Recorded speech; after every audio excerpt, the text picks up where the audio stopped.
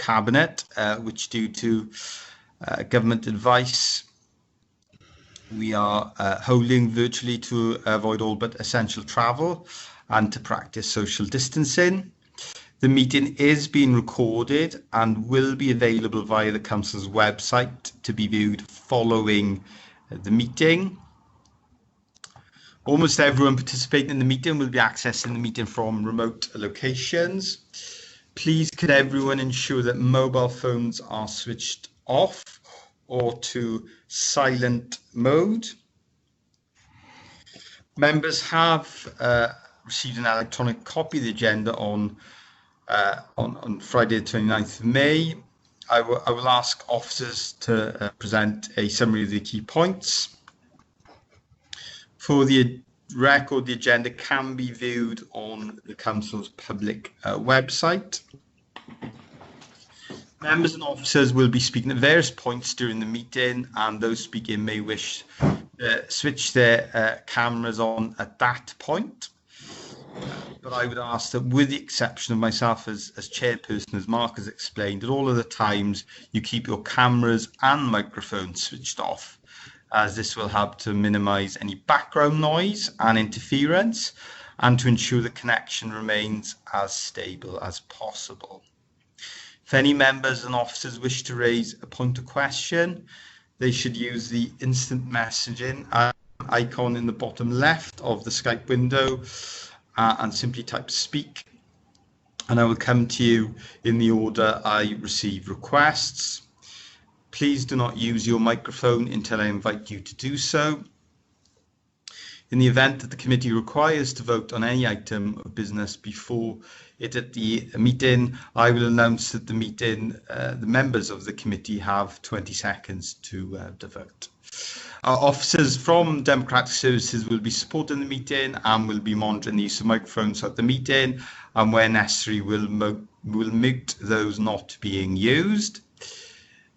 Before we formally commence, I will now ask the officers from Democratic Services to announce the names of the councillors in attendance at this meeting. I would also ask the officers to introduce themselves as and when I invite them to speak during the course of the meeting.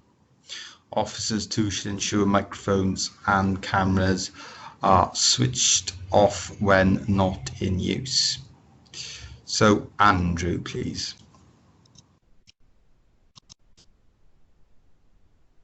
Yes, thank you, Leader. My name is Andrew Rees, Democratic Services Manager, for the benefit of the video this afternoon. The members in attendance for the roll call this afternoon are Councillor Hugh David, Leader; Councillor Howell Williams, Deputy Leader; Councillor Danisha Patel, Cabinet Member, Wellbeing and Future Generations; Councillor Charles Smith, Cabinet Member, Education and Regeneration; and Councillor Phil White, Cabinet Member, Social Services and Early Help. Thank you, Leader. Okay, thank you, Andrew. So we'll now formally receive apologies for absence from members and officers. So the Corporate Director for Social Services and Wellbeing sends her apologies. She's on other council business, but she will be joining us later in the meeting. As there are no other apologies, I'll now move to declarations of interest, and we will receive any declarations of a personal or prejudicial interest, if any, from members or officers in accordance with the provisions of the Members' Code of Conduct adopted by the Council from the 1st of September 2008. Are there any declarations of interest? I cannot see any, so we will now receive for approval the minutes of the last two meetings of Cabinet held on the 25th of February and then the 10th of March. So can I have a member move them a true and accurate record of both meetings, please? Moved, Leader. I move the minutes. thank you both, and welcome to Councillor Young.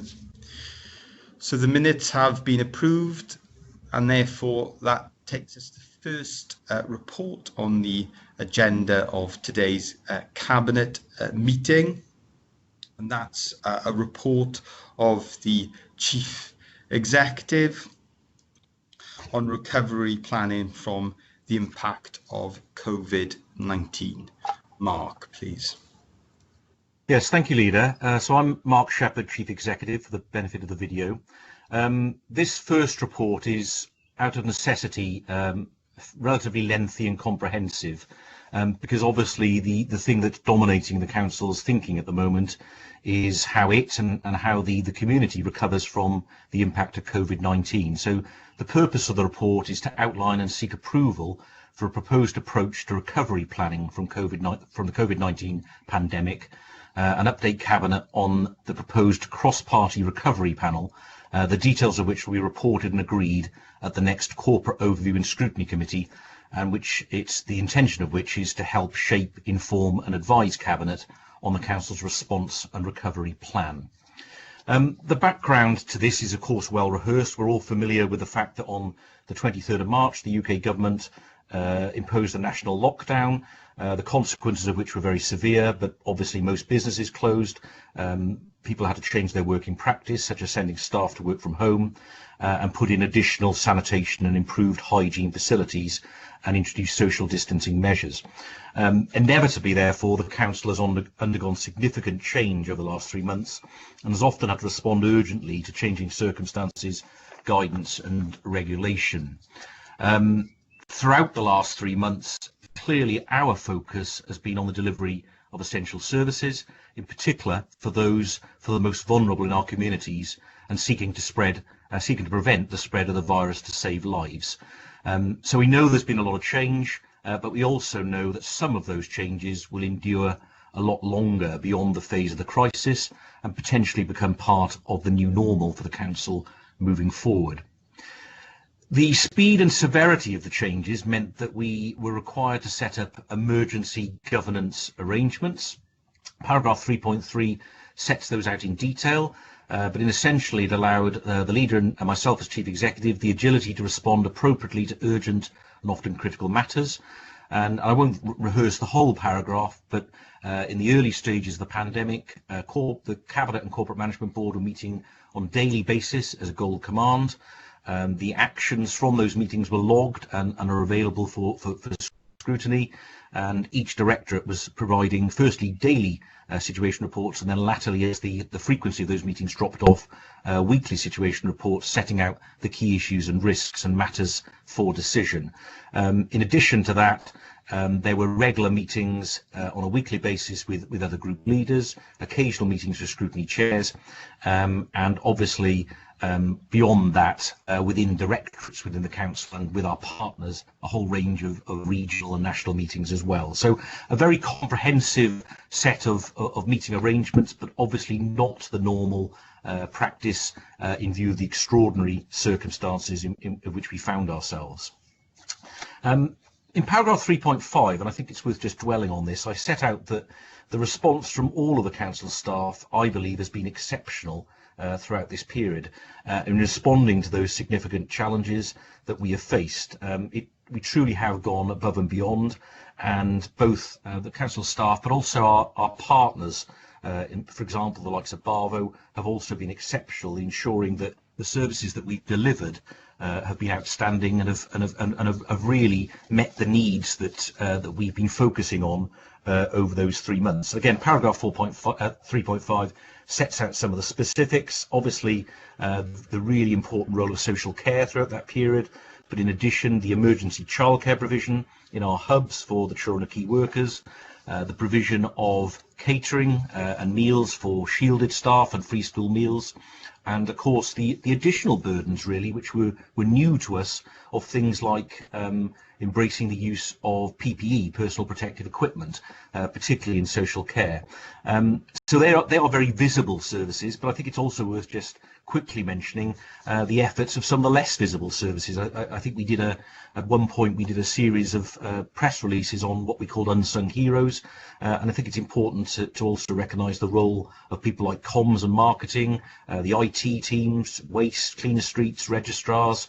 In starting to list them, I'm not going to list them all, but clearly throughout the council there's been at times almost a heroic response to the requirements, and the speed of which we've been able to implement change has been very impressive. And again, in 3.6, I just make the point that I think the one council approach has been incredibly important throughout this period. And I don't just mean within the council, I also mean on a cross-party political basis where there's been widespread support for the approach. And again, for me as well, that has been crucial in ensuring continued and effective service delivery for our most vulnerable individuals and communities, and minimising the impact of the virus locally. I think we're now reaching a stage where we're gradually moving out of lockdown. We'll have noted that there's some easing of some of the restrictions, and in paragraph 3.7, I won't read through them, but there's obviously a long list of issues and challenges that we are going to have to face. I'll give you a sample to include, for example, the enhanced support that might now be expected for homeless individuals post the pandemic, the support for local businesses that will be crucial in terms of that economic sustainability and resilience that we know will be so crucial, the ongoing delivery of the Test Trace project, the TTP project, which will be crucial in managing any cases locally and ensuring that they don't become outbreaks, so that we can manage that on an ongoing basis.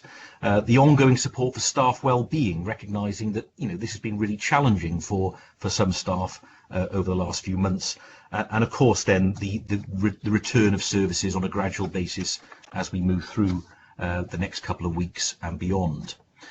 So in terms of the current situation, we know that we have to respond, and I've set out essentially a three-stage response, which we're calling restart, recover and renew. So the restart phase, I would say we're already in. We've already seen the restarting and the emergence of some services, for example, the community recycling centres, most obviously perhaps schools yesterday, but also other services on a click and collect basis, things such as libraries. And we know we've opened our town centres, and we know the next few weeks as well that the visitor economy and potentially things like pubs and restaurants will also reopen. So the restart phase is, I suppose, our immediate response to the fact that we have to restart council services rapidly, but also recognising the parameters with which we have to do so to ensure that they are safe and sustainable. So that's pretty much where we are at the moment, and a lot of those services will have to respond and adapt to that new scenario.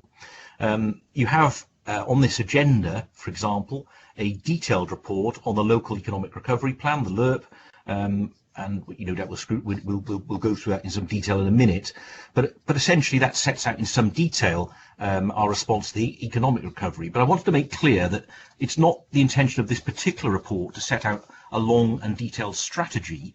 That will emerge in due course. This is about setting a framework and identifying and recognising some of the risks, some of the challenges, and indeed some of the opportunities that we will face over the next few months.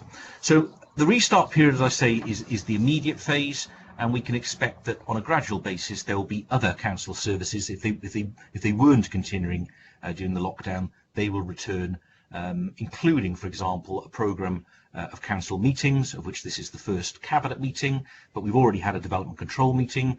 We have a number of scrutiny meetings scheduled over the next few weeks, as well as an audit committee meeting and further DC and licensing meetings. So there's a gradual return to something approaching what we might regard as normal, but as I say, I don't think it'll be the normal that we recognised pre-COVID. It'll be something as a bit of a hybrid moving forward. So if that's our immediate response, then the next phase is what we've called recover. And I think we anticipate that will probably last for a period of 12 to 18 months. And this requires, as I say, a strategic response to support the council to emerge from the crisis, and is likely to be focused on, I suppose, how we support and invest in the things that will enable us to recover more quickly and more effectively from the pandemic. In view of that, paragraph 431, we've specifically asked each service area, each director, go through a formal exercise to review what has gone well in lockdown, what are the challenges, what are the risks and costs that have emerged, and how they propose service delivery could best be adapted to respond to the crisis and accelerate recovery. Now, all those responses are due to be in the 31st of July. We would then intend collating them as, again, further information to pull together that corporate recovery plan, and also, importantly, as part of a process of potentially reviewing the existing corporate plan and the existing medium-term financial strategy. Again, recognising that even though it's only a few short months ago, we will need to revisit some of the things that were approved in February, and of course were the right things to do at that point, but subsequently perhaps we may need to relook at that and potentially reinvest in other things, and recognise that some of the things we identified back in February may no longer be of the same priority. So that's an important exercise.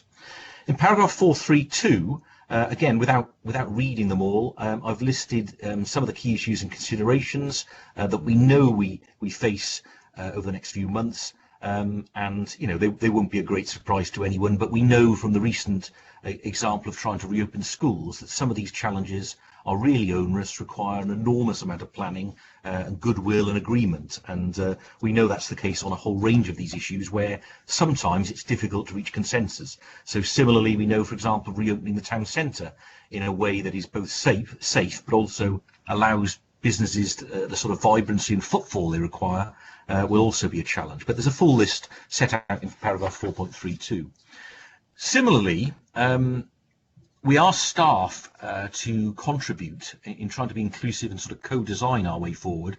We ask staff to contribute to what they thought perhaps the new normal might look like and the kind of things we should be considering. And paragraph 4.33 sets out some of those issues, including, as you might expect, that continued reliance on agile and home working, and the need to invest in ICT to ensure that's successful and sustainable, the changing customer requirements and channels, the fact that we've very, very quickly and rapidly moved to a situation where most of the council services are available digitally, and that's become most people's preferred way of doing business with us. How much of that can we keep and embrace moving forward? And I say, without listing them all, how can we also ensure that we keep some of that excellent cross-departmental working and also partnership working that really seems to have been enhanced over the last few months? But again, a full list is set out in paragraph 433. Similarly, in paragraph 3.4, again, I've listed what I think may be some of the opportunities and risks that we have to consider. And I suppose all that really does is demonstrate that it's a comprehensive and challenging agenda, and it'll stretch us, frankly. It'll stretch us because there's an enormous amount of things to do very, very rapidly, but we know that, as I say, this will dominate our thinking over the foreseeable future, and each of the challenges identified will have to be dealt with individually to ensure that we come up with the appropriate response that will enable the council to work effectively and will also be good for our communities. In paragraph 4.35 then, I've just covered the section about resetting the financials. We know over the first 3 months of the pandemic that there's been significant additional cost pressures, but also a significant loss of service income resulting from COVID-19. So, for example, car park income and leisure income, and for example, in terms of the additional costs, significant increases in our housing and homelessness budget, our social care budget, and of course many others as well. I think the uncertainty at the moment is the fact that, well, two things really, twofold. First of all, some of those issues will prevail for a lot longer period. So we know, for example, in terms of our support of Halo as our leisure partner, we know that things will not be back to normal in either our leisure centres or indeed in our theatres for a fairly significant period. And so we know there will be an additional cost burden if we wanted to keep the service similar to the one we currently have. What we don't know yet is the appetite of Welsh Government to cover, for example, all of those costs. So there's an exercise that's ongoing. I should say that Welsh Government have been very supportive to this point, but there are large elements of expenditure the council has incurred and will occur, whereas as yet it is unclear whether all of those costs will be covered. And so there's a real challenge for the council in determining how much of that additional expenditure it can seek to cover moving forward, recognising that that would be a preferred way forward, and how much of it is affordable when we know we'll have other increased burdens as well. And I think that where that takes us, probably by around about September, is an exercise to potentially reset the 2020 to 21 budget, and indeed to inform the budget strategy for 2021 to 22 onwards in the context of a recover and renew focus with both revenue and capital implications. And an obvious consequence of that is the reprioritisation of existing council finances and strategic interventions for key and priority service areas. So there's going to be a testing of our assumptions in our existing MTFS and realigning where necessary.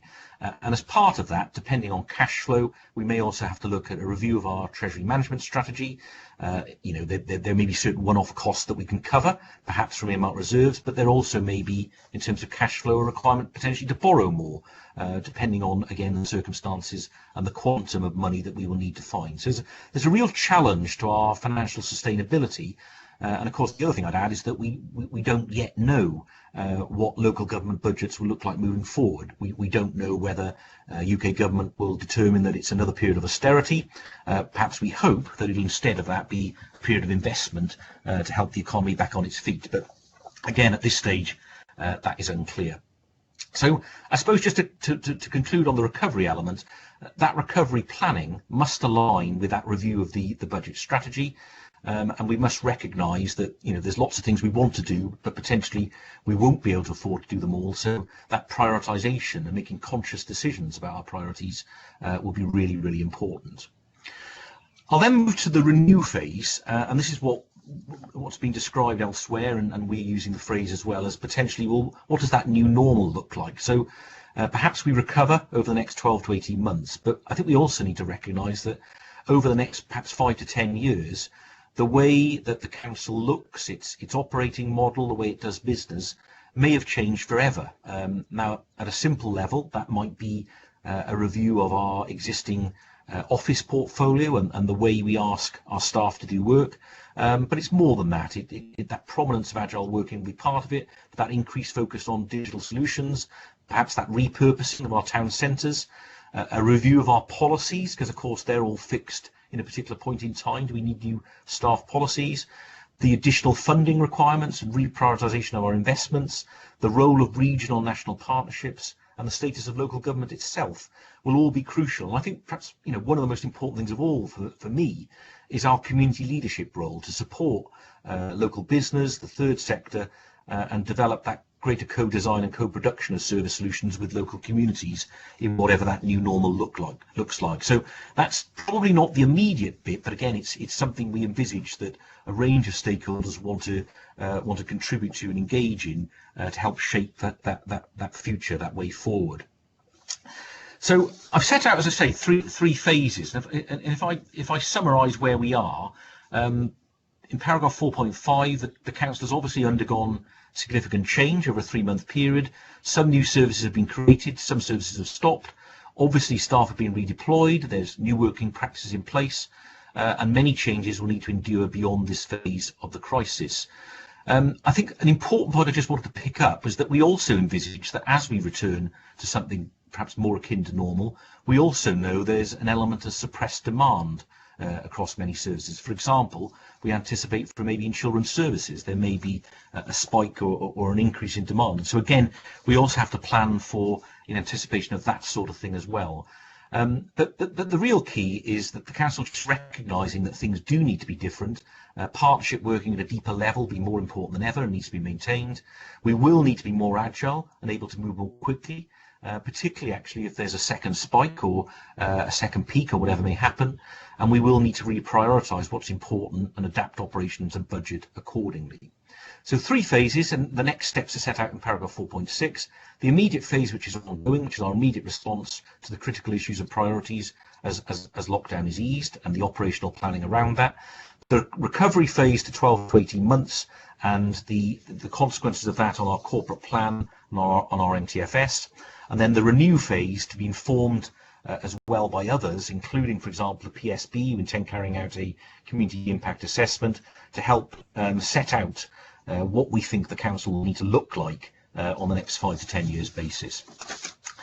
All of that we obviously need to do in alignment with the Wellbeing of Future Generations Act. Paragraph 7 sets that out in full, how we'd intend doing that. And I think actually there's quite a neat fit in terms of long-term planning in particular, and then also in terms of things like collaboration and involvement. And then in paragraph 8, perhaps in a little more detail, I've set out some of the financial implications of the overall pandemic challenges. Again, just reiterating the fact that there's twofold challenges really. There's the immediate challenges, perhaps some one-off financial challenges relating to this year, but then there's the longer term consequences of that and how that feeds into our MTFS moving forward, and the ongoing uncertainty at the moment about how much of that Welsh Government will cover. And I think then, just specifically in paragraph 8.4, I've set out some specifics just to be helpful. So far, in our expenditure claims to Welsh Government since April, we've claimed for about 3 million of additional expenditure. We've had less than 1 million paid of that so far, which brings me to my cash flow point from earlier, really, where there'll come a point where we'll sort of be outspending the amount of money coming in. So that's why we need to keep a very close eye on what we're doing overall on a financial basis. And again, paragraph 8.5, I think, is informative because it sets out about other future challenges, including a potential reduction in council tax income if we're unable to collect as much. So a 1% reduction in our council tax income collection rate may have an impact of about £1 million. And similarly, we're anticipating with an increased number of individuals and families on universal credit, again, we're expecting an increase in eligibility for council tax reduction. And again, the additional cost there could be between £500,000 to £1 million. So other significant factors as well, Leader. So in conclusion, Leader, I'll bring you to the recommendations. In 9.1, it's to note and approve the proposed approach set out in the body of the report to respond to the COVID-19 pandemic and allow the Council to restart, recover and renew its service provision. And then specifically in 9.2, to note the establishment of a cross-party elected member recovery panel to help shape, inform and advise Cabinet on the Council's recovery planning. And the Corporate Overview and Scrutiny Committee on the 13th of July will receive a report proposing the details of who should participate and the panel and its terms of reference. Thank you. Okay, thank you, Mark, for that comprehensive report and that helpful overview of the plans. Do I have any questions from Cabinet members, please? And just a reminder, it's really heartening to see so many members joining us for a Cabinet meeting today. Well, I don't think we've had such a high attendance, but it's only Cabinet members that can contribute in a Cabinet meeting under the Constitution. So I will bring in Councillor Patel, please. Councillor Patel.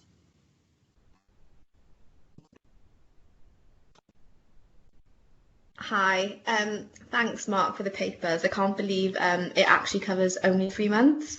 Like you said, there's an impressive amount of work that's happened, and it looks like a good plan going forward. So I'm happy to support the recommendations. I've just got a query in relation to the background. So I was just wondering how the risks were identified and then how the priorities were identified. Okay, thank you for that, Councillor Patel. Mark, please.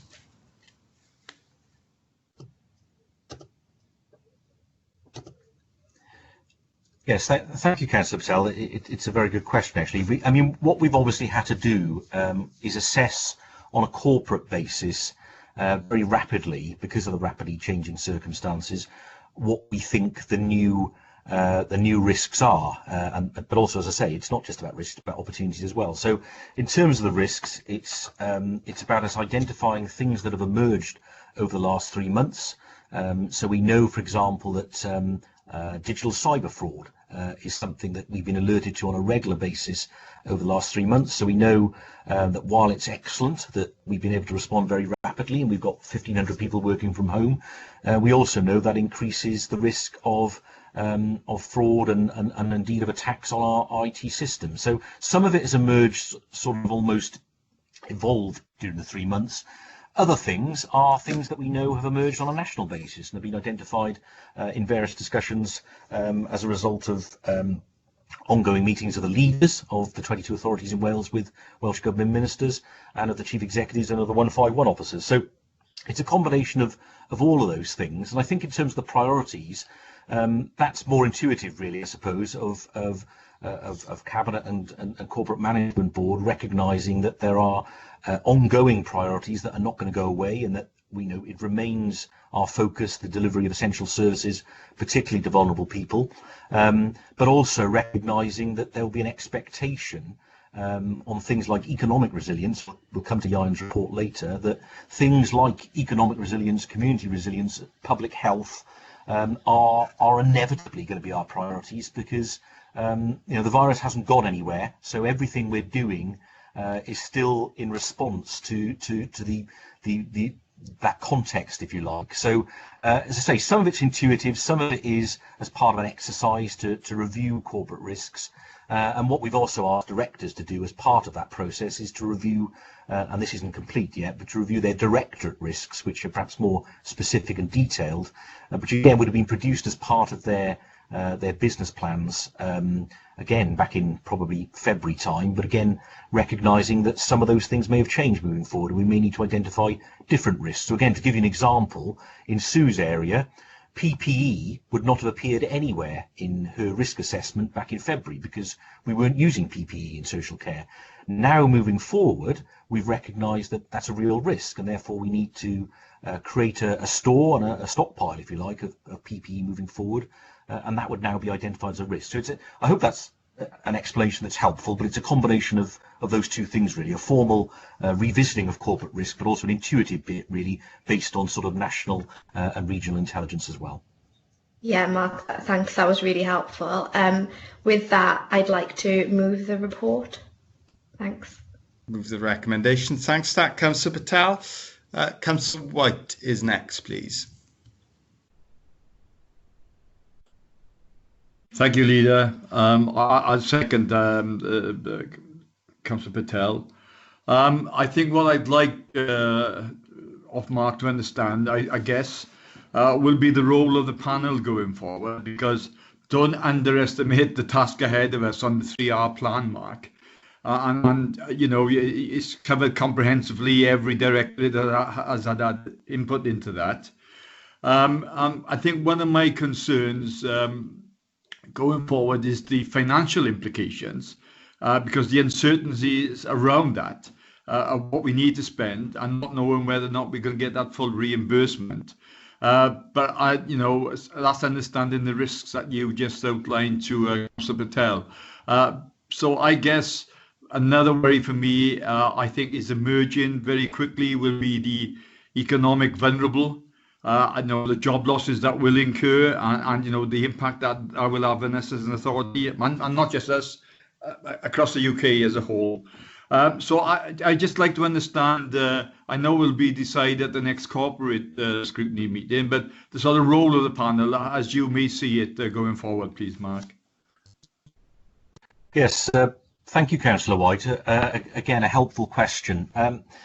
I think I see the panel, perhaps it's best to give a comparison. I see it as similar to the BREP panel, the Budget Research Panel, that's set up through scrutiny, where we seek to engage and involve a broader part of the elected membership in helping to shape and inform our direction of travel, if you like, and there may be some specific suggestions from the panel. So I think the panel will need to meet as often as it wants to, and I envisage it meeting much more often, for example, than the 4 or 6 week cycle of formal scrutiny meetings. They may want to call in individual officers and indeed specialists. So, for example, in terms of business and economic recovery, as you just mentioned, the panel may see fit to call in some local business leaders or the business forum, as well as individual officers, to talk about how each part of the council service may adapt and change moving forward. So I think it's a very helpful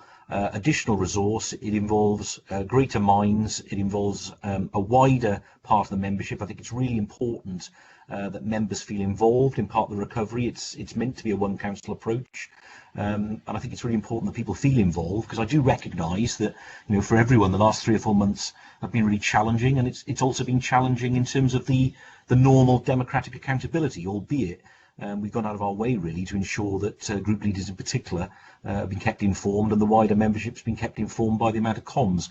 So I see it similar to BREP, and I see really ideally that after a period of time, it's effectively almost task and finish, but after a period of time they would report back with recommendations which Cabinet would then consider.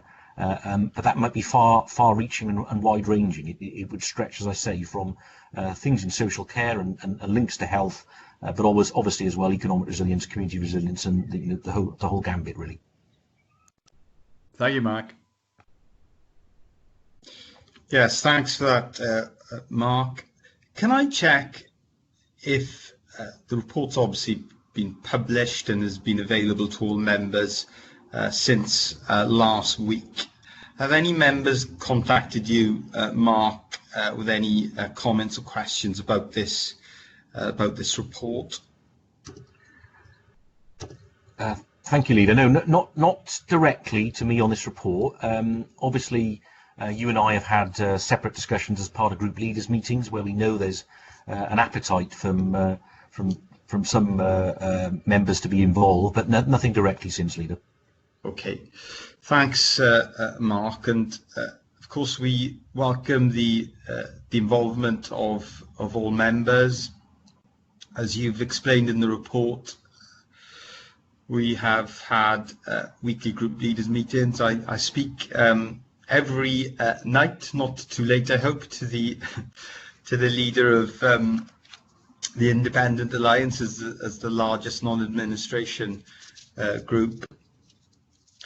And we have had to make decisions sometimes overnight without any possibility of extensive consultation as you ordinarily would when making some of the decisions that we have had to take in the interests of the health of the residents of Bridgend County Borough. And we're still having to make decisions at very short notice and implement decisions made by Welsh and UK government at very short notice. But we are moving into a different phase now, into the recovery phase, we all hope, from the pandemic, and the role of members, of all members, will be critical in that. And we recognise that this is a starting point as a document. We don't know what all the answers are at this stage. We don't know what all the problems are at this stage. But that will be the task that we are setting ourselves now. And what we'll also need to do is work very closely with our partners.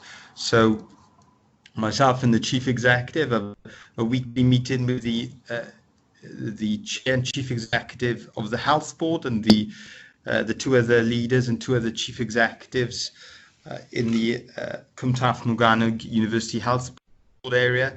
We've also had frequent meetings with the Police and Crime Commissioner and the Chief Constable of South Wales Police. So we'll need to continue to engage at that highest level with our partners, and no doubt the recovery panel will be keen to consider the joint work with partners going forward too. So the recommendations have been the two recommendations have been moved and seconded. Are all members in agreement with those two recommendations? Yeah. Yeah. Okay. Thank you, colleagues. No doubt that the recovery panel want to hear from cabinet members, and we will of course receive a report in due course on the work of the panel. The next report is a report of the Interim Chief Officer for Finance, Performance and Change, and it is on the revenue budget outturn for 2019-20. Over to Jill, please. Thank you. Okay, good afternoon, everyone. Can you hear me, Leader? Yes, I can. Yeah. I don't know whether you can hear me because I've muted myself. Hopefully, I've unmuted. Sorry. I just wanted to check before I went into it. Okay. Thank you very much for the opportunity to present the revenue budget outturn for 2019-20 this afternoon. The purpose of the report is obviously to provide Cabinet with an update on the Council's revenue financial performance for the year ended the 31st of March 2020. And I think you'll be familiar with this style of reporting on the revenue outturn, and obviously we'll be used to getting quarterly reports throughout the year. You would normally receive the capital outturn at the same time, but between the end of March and now we've had a small problem with a pandemic, and therefore the capital programme will come back to you in July, because we wanted to make sure that we've taken account of the significant change that will have caused to some of the capital programme. So that will come back to you, and it'll also come back to you with a quarterly update for the first quarter on the revenue outturn. And Mark has described very well in the recovery report the challenges that we're facing in terms of the financial position. And the quarter one report that you will receive will give you a real flavour of what has happened in the first quarter. I think the second quarter is going to be even more significant, but that will come back in July with the capital programme. So if I give you an update very briefly now, because you've all had an opportunity to read the report. The budget that was set for 2019-20 was around about 271 million net. You've received reports up till quarter three on that, and now you're receiving the outturn for the year. The final outturn is shown in table 1 at 411, and you will see that there's significant changes between quarter 3 and quarter 4 in terms of the projected likely underspend, and I will go on to explain some of that as I go through the report this afternoon. The variances are set out in 412 to 415 and in more detail in paragraphs 4.3 onwards. But you will see that the total outturn was a net underspend of 563,000, which we've transferred to the council fund to bring the total fund balance to 9.3 million. And that's in accordance with Principle 9 of the NTFS, which you'll recall we like to have at around 5%, because that's considered the minimum level at which we should be operating the general council fund. The total directorate budgets provided a net underspend of 1.7 million, and the council-wide budget's a net underspend of nearly 7.7 million. And I will again refer to that as we go through the report this afternoon. So the main reason for the underspend in terms of the corporate budgets, and I think I highlighted this throughout the years, so I don't think this will be a surprise to anybody. We were prudent. We set aside the amounts for teachers' pensions, fire service pensions, teachers' pay increases, all of which was originally funded in full through the MTFS, because when we set the budget back in February, we weren't certain that those would be funded by the Welsh Government. We thought they might be, but we couldn't be certain, and there was no indication at that point in time. So obviously when those came in, those created an underspend in our budget. In June, the council approved an Investing in Communities fund with 2 million of that funding to support the capital minor works across the borough, and to improve council assets in the local communities. So that's one of the reasons for the underspend in the council-wide budgets. The underspend on the directorate budgets for the year, again, I've said this, I think, in previous years, we do get late notification of additional grants. They're all very welcome, but they were particularly significant, again, in social care and in education. And that has taken us from a projected overspend in the directorates to an underspend at the end of Q4.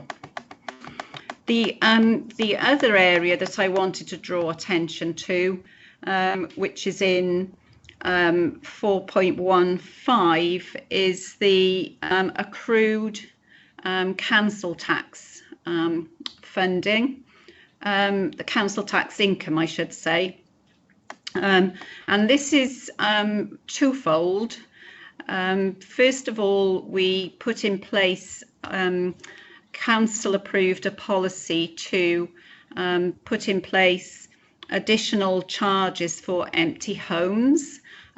We said at the time that we couldn't be certain whether we would get additional income from that, but we have seen an increase, quite a significant increase in paying for empty homes, which has given quite a significant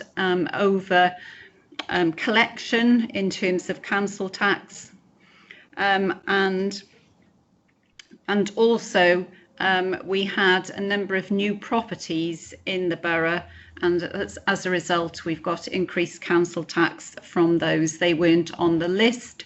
There's always a time lag between building properties and the actual list that for council tax payments. So those two contributed to about 1.5 million of additional accrued council tax income. The rest of the underspend is due to pay and prices, which has proved to be slightly less than we'd forecast at the time. I should say, and I think, again, building on what Mark has said, at 4.17, this underspend does significantly mask the underlying budget pressures. Some service budgets that were reported to have an overspends forecast during the year, they've still got underlying pressures, and those overspends will still persist. And I think the main ones to highlight really in 4.17 are the looked after children, home to school transport, and waste collection and disposal. And just those three alone, without some of the others, have given an underlying pressure of over 2 million just on their own. So they're very, very volatile. Small changes in demand can result in high costs being incurred. And just as an example, one child alone in children's services cost 318 to be looked after in 2019-20. So So those are the reasons for the underlying deficits. In 4.18, we've outlined the underspend on the council-wide budgets, and in 4.19, more detail on the accrued council tax income of 1.5 million. So that's the main detail in terms of the position. You'll be used to this report giving you an update also on the budget reduction proposals.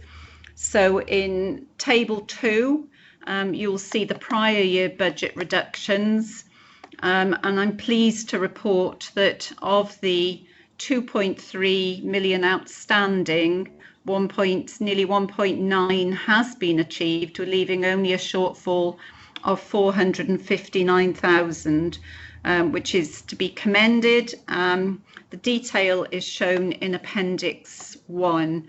The proposals not achieved, you'll be familiar with some learner transport policy and fostering provision and the permitting scheme for roadworks.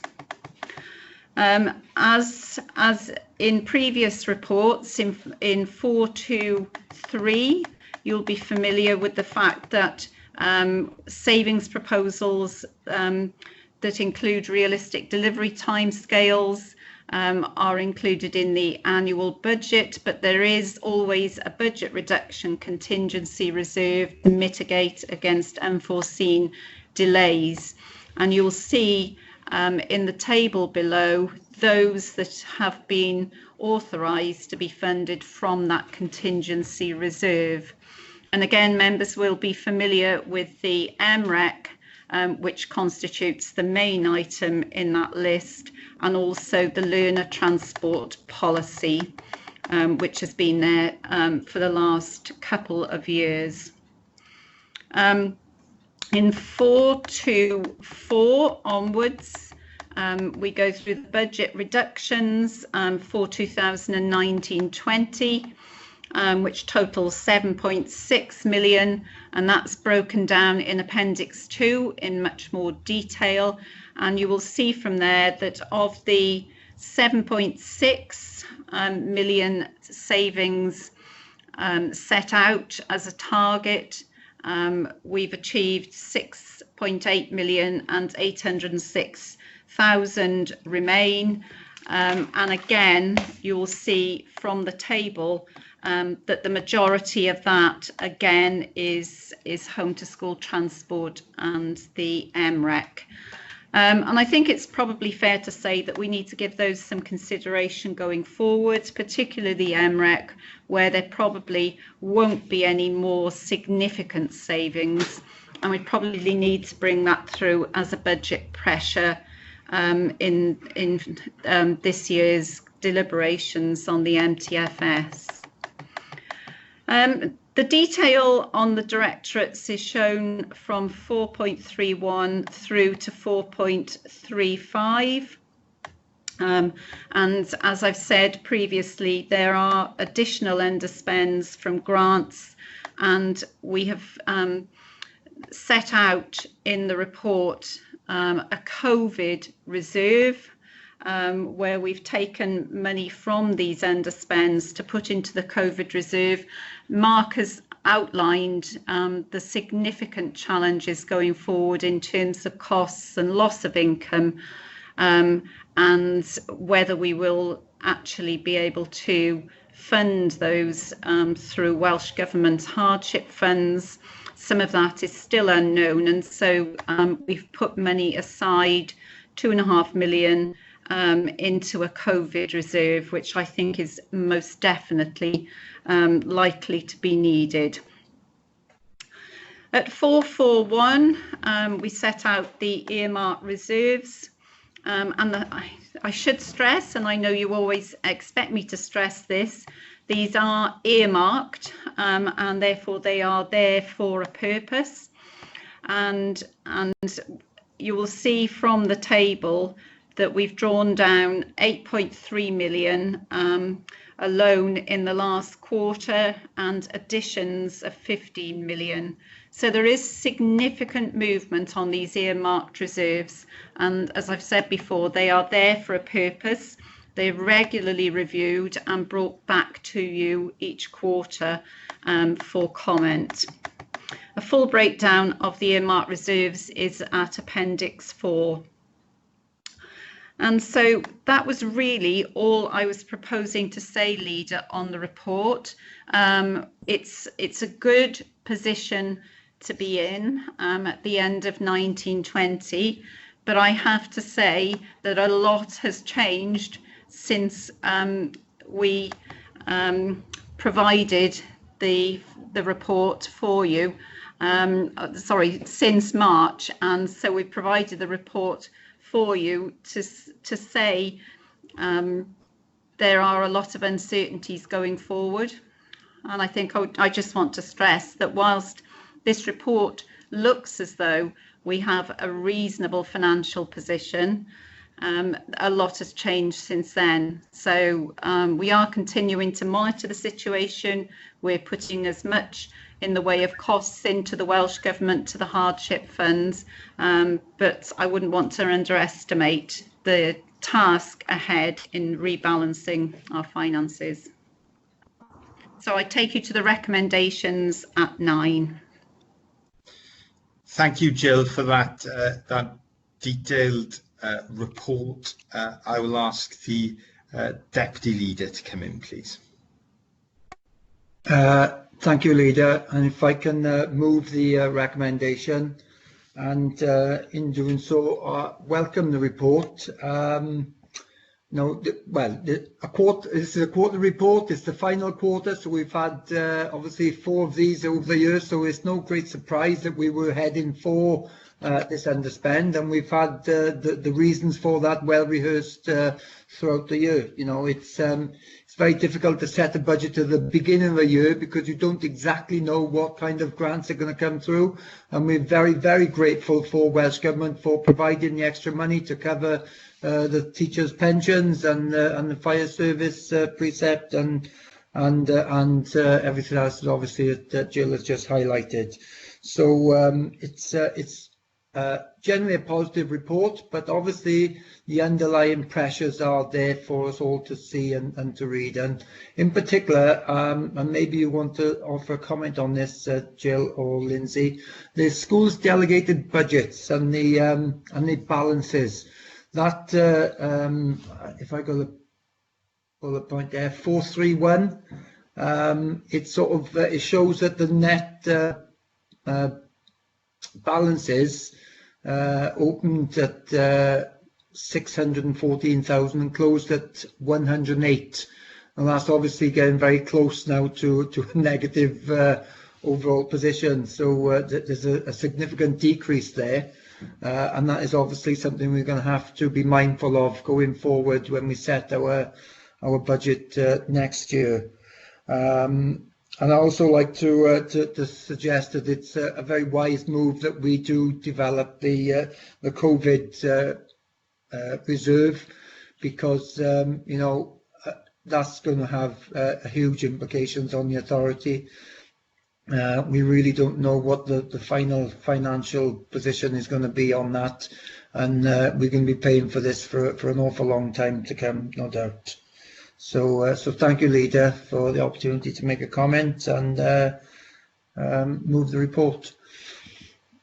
Thank you for that, Deputy Leader. Who wants to respond to the Deputy Leader's point about the balances held by our schools? Jill, please. Yeah, I'll kick off. Lindsay can come in afterwards. I think we've known for some time that our schools are in quite a precarious position.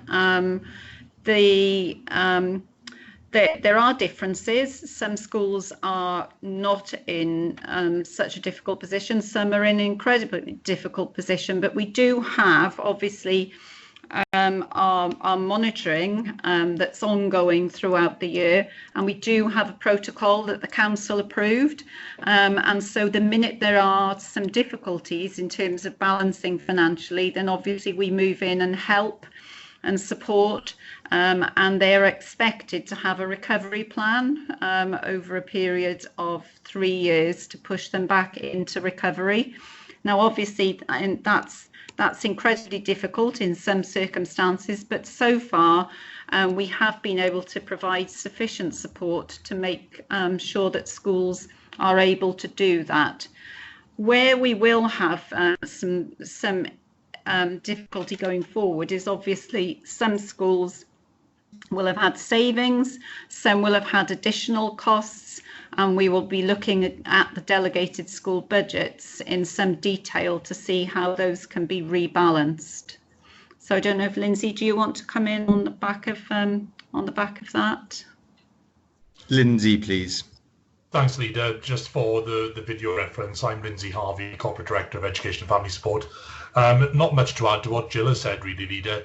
One thing we do continuously is obviously monitor and support our schools in the provision of their budgets, and just to make sure that everything's on track. It is a challenging landscape. Jill is absolutely right there. But where schools do find themselves in particularly challenging positions, obviously then there would be an agreement between myself and Jill's team to make sure that appropriate deficit recovery plans are in place. Okay, thank you, Lindsay. Councillor Smith is the Cabinet Member for Education wanted to come in. Councillor Smith, please.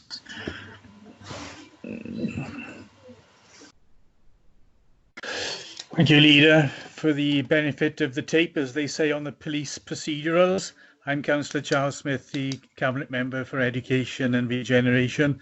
Just to re-echo what Lindsay has said, we would hope that the COVID position will be underwritten by Welsh Government and that individual schools shouldn't find themselves penalised because specifically of that cause.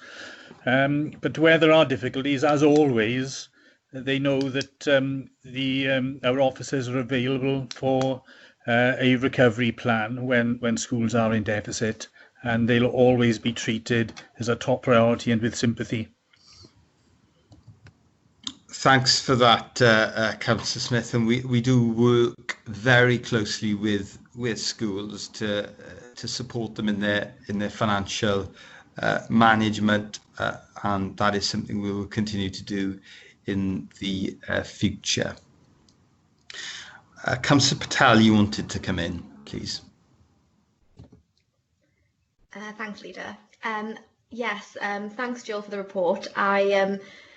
I think it's probably the last time we'll see something like this, because I think going forward, none of the figures are going to be the same as what we've been seeing. So it'll be even more interesting, I think, in the next quarter and the quarter after that. I was pleased to read, actually, in 4.19 that 866 properties were brought back into use and therefore incurred a revenue for the council. And so I would like to obviously thank the service area for their hard work, because that's really, really impressive, seeing as we only launched the strategy last year. So yeah, I just wanted to flag that with everybody, and also I'd like to second the Deputy Leader's movement of the recommendations. Okay, thanks, that Councillor Patel. Jill, did you want to come back? Just to say the combination of the increase in the removal of the discount, I should say, for empty properties, and the empty homes strategy, as you can see, has definitely paid dividends. So really pleased to hear Councillor Patel supporting that. Okay, thanks for that, Jill. And can I add my thanks to the small finance team that we have, who do crack the whip when they need to crack the whip, and keep a very, very careful hawk-like view over all our finances.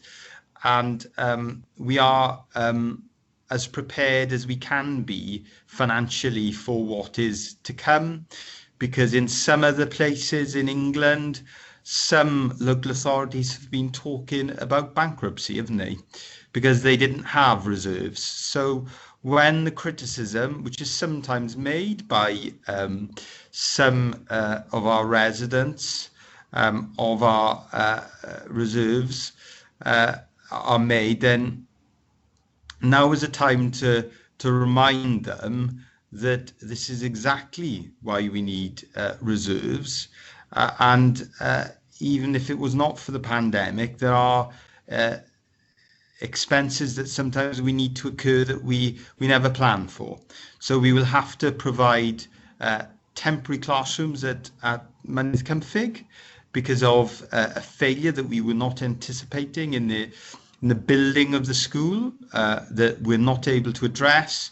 We are able to fund without hesitation the temporary classrooms that are essential for the schooling of children in that village, and that has come from reserves, and that is why we maintain reserves, so we are able to respond in an agile way and respond fully to any problems.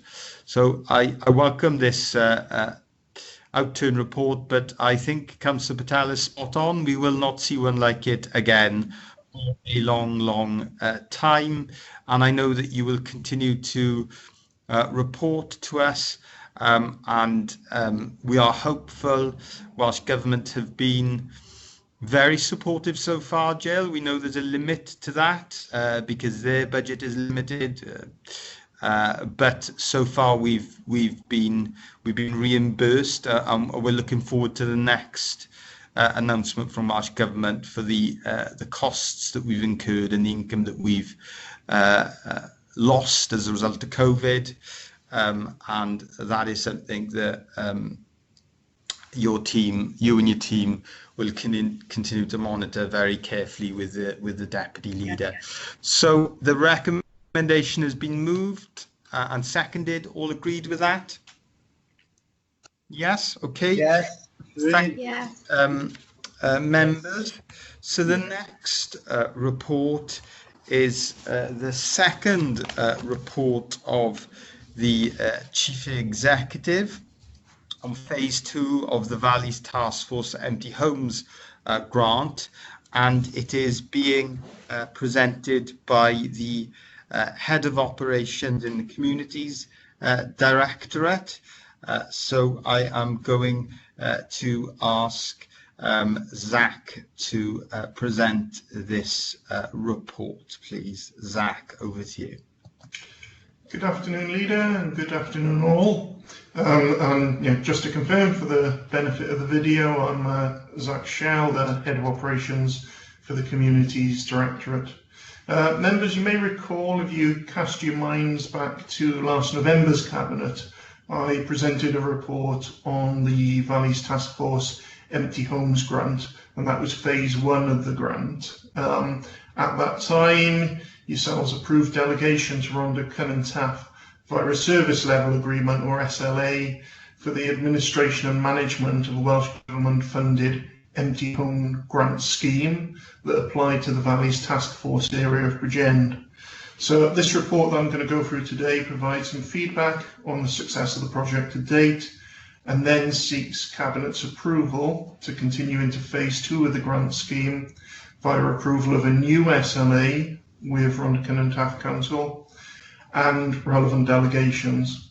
And it also highlights the one main change between phase 1 and phase 2. You may recall that last time for phase 1 the scheme was a fully funded scheme, and this report highlights that for the second phase there is a 35% funding contribution requirement from BCBC that needs to be made for each and every property that applies for the funding, and it seeks approval of that element also. I draw members' attention to section 3 of the report, which provides some background.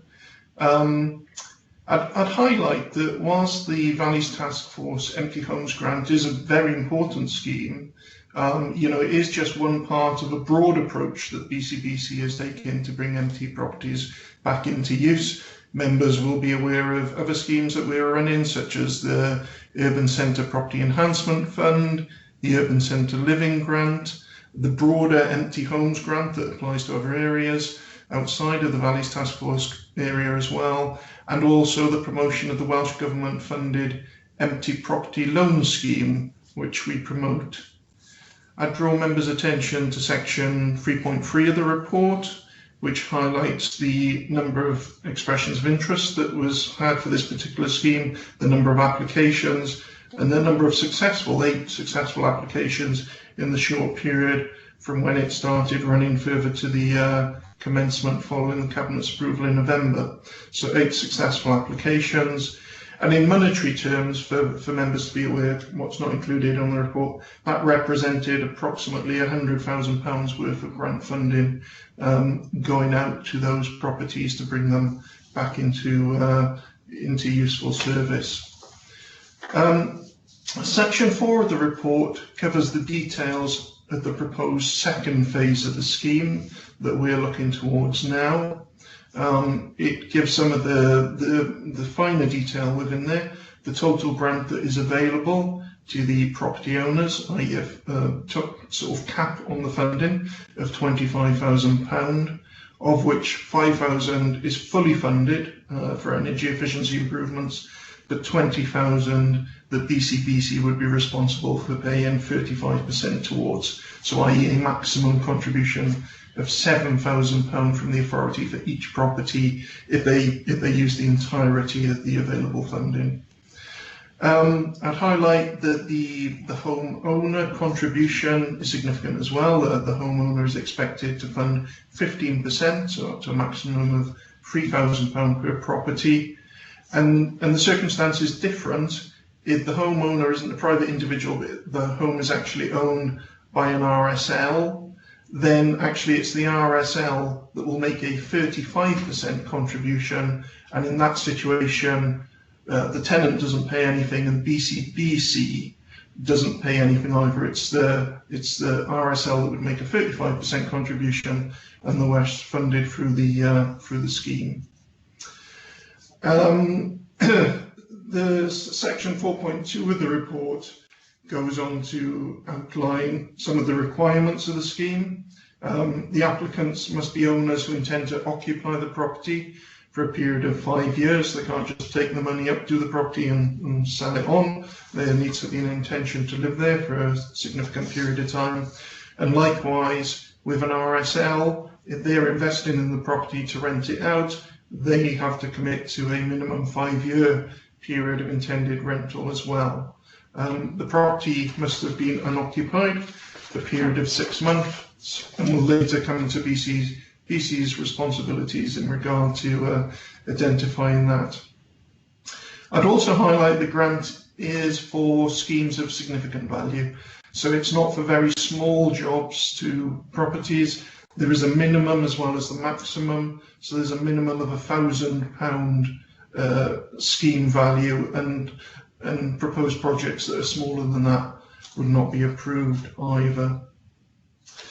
The latter part of section 4 of the report reminds members of the continuing role and responsibility of Rhondda Cynon Taf in this scheme, which will continue from phase 1, albeit with a revised service level agreement, as long as that's approved today.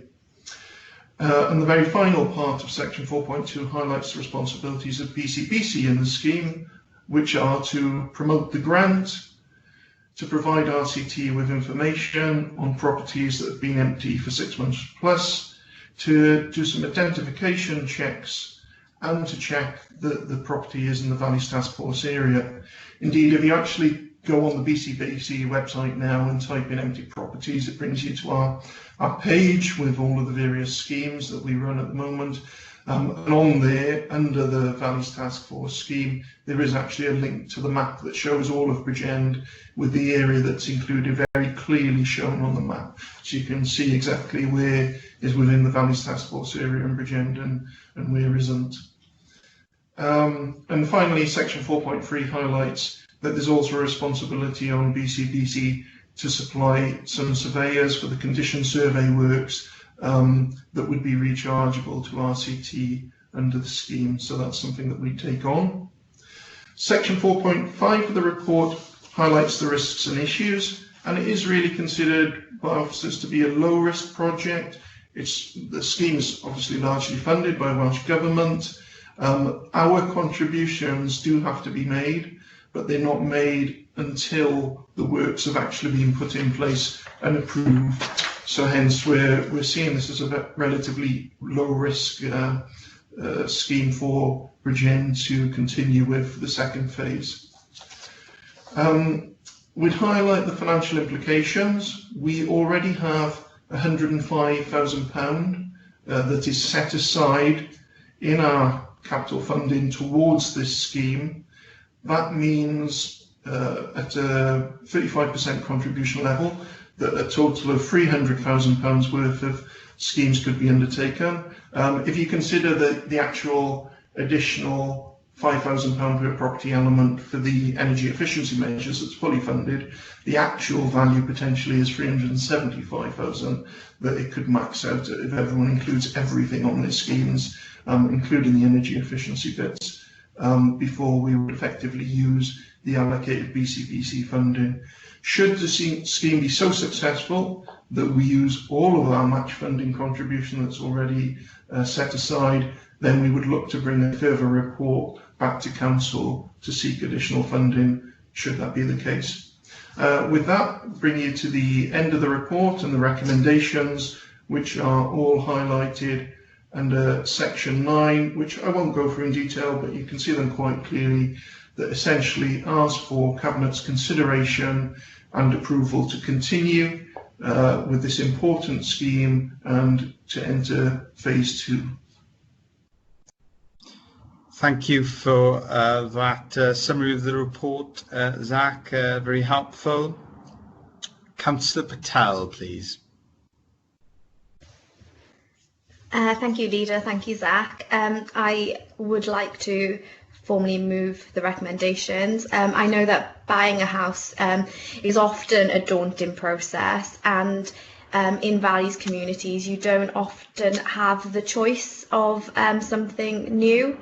And I think, especially if you're a first-time buyer, it's nice to know that there's funding out there to help you modernise your property, and you can stay in the community that you live in and you were born in without having to look elsewhere for accommodation. So I think it's a really good project, and like I said, I am happy to move the recommendations, and hopefully my colleagues will also support me.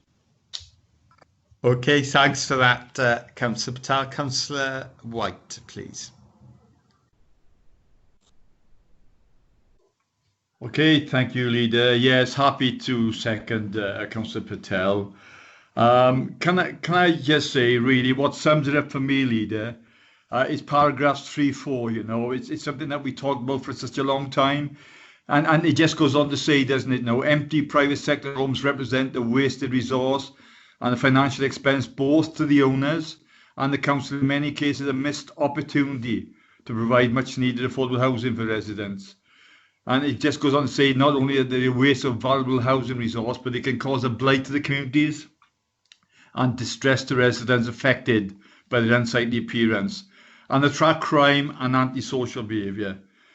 So that to me sums up why I think that this is such a very important project delivery for us as an authority, and it should be across the other 22 authorities as well. And Zach summed it up, and I thank him for that. It's our financial contribution of 105k does enhance the project delivery of up to 300k, and then Zach went on to say with further energy improvements that could be 370k, and of course that could be further enhanced with getting the balance right with the RSLs with theirs 35% contribution. So we're going to get an awful lot out of this scheme, Leader. And of course, for me, also important, if we get the balance right with the RSLs, is that the clause in part of the scheme there is not just the homeowner must live in the property for 5 years, but the RSL must maintain the property for rent for 5 years. So I welcome this second phase of the Empty Homes Grant, and I second Councillor Patel. Thanks for that, Councillor White, and I certainly echo your comments. This is very good news. It's extra investment from Welsh Government in our valleys communities, and it is desperately needed, because this will create homes for people when we have too many people who don't have homes. So these will create homes for local families when, as Councillor Patel has explained, particularly in our valleys communities, there's often not much of a choice, often no choice at all for some local people that need to be housed. And this does provide those options, as well as helping to remove some of the properties that have blighted some of our communities for too long. And I should, for the record, in case the leader of RCT is listening in, I should thank Rhondda Cynon Taf Council for managing the scheme. It's yet another good example of local authorities working together and collaborating. So the recommendations have been moved and seconded. All agreed with the recommendations, Cabinet colleagues? Yes. Yep. Yes, agreed. Okay, thanks everyone, and thank you for that, Zach. The next report is another report from the Chief Executive on local economic recovery planning. And this report will be presented by the Group Manager for Economy, Natural Resources and Sustainability. So I will ask Ieuan to take us through this report, please. Thank you, Ieuan. Good afternoon, Leader, colleagues, and for the video, Ieuan Sherwood, Group Manager, Economy, Natural Resources, Sustainability in the Communities Directorate. I'll now take you through the Local Economic Recovery Planning Report. The purpose of this report is to seek agreement to commence a process of local economic recovery planning, and in doing so put in place a county economic task force, as well as an engagement programme and the development of an economic futures fund. In doing so, the report links with all three of our corporate wellbeing objectives. As with other reports you've had for consideration today, this report is set against the backdrop of a nationwide lockdown in response to the coronavirus outbreak and subsequent measures by UK and Welsh Government to ease those restrictions. I note prior to the coronavirus outbreak that the County Borough had in excess of 3,700 enterprises, in excess of 58,000 employed jobs and an unemployment rate of 4%. However, we were facing significant challenges and were planning for those in response to, for example, the closure of the Bridgend Ford engine plant in September 2020, the exit from the European Union and the subsequent ending of transition in December 2020. Throughout the period of lockdown and the easing of restrictions, a large number of research reports have been produced which predict a wide range of short and long-term challenges for the economy of Wales, and I've detailed some of those in sections 3.4 to 3.5 of the report. Now, I think it would be an understatement to say the situation the County Borough finds itself in is unprecedented, and constant change is occurring at a significant pace. Guidance from UK and Welsh Government is evolving with the situation and will continue to do so over the coming months and years, as we've already heard from Mark this afternoon. So whilst I think it's fair to say that BCBC and our partners have worked collaboratively to deliver a wide range of responses to this outbreak, and I've detailed a small selection of those in section 4.2 of the report, many of these have been as short-term reactions. That ability to react will still be required, but now we face the opportunity to couple this with a proactive longer-term approach towards local economic recovery planning. The report therefore proposes, as I have touched on, a process commences of local economic recovery planning and puts in place, as is highlighted in section 4.4, a county borough economic task force, an economic engagement programme and a specific ring-fence budget to support these activities, to be known as the Economic Futures Fund. If agreed, the task force will be chaired by yourself, Leader, as leader of Bridgend County Borough Council. It will assess the impact of this outbreak on our local economy, take necessary collective and individual actions to facilitate economic and business recovery of the county borough and to support diversification and aid resilience. It will draw together senior members of local public sector organisations, our colleagues in the Cardiff Capital Region, key business leaders, representatives of business sectors and trade bodies, as well as other stakeholders. And importantly, it will draw on research and evidence through the Economic Engagement Programme. In doing so, it will, what I've referred to as ground truth, this evidence in the county borough. The task force will seek to add value to the work of government and our partners in the city region, not to duplicate it. In doing so, we will create an economic plan for the county borough. It will indicate and include action to help businesses adapt to the changing landscape and improve their resilience, as well as provide support for residents to develop new skills, training and employment opportunities. I've outlined in section 4.9 the themes of the task force, and note that these align very closely with the current approach adopted by Welsh Government towards the future of regional investment in Wales.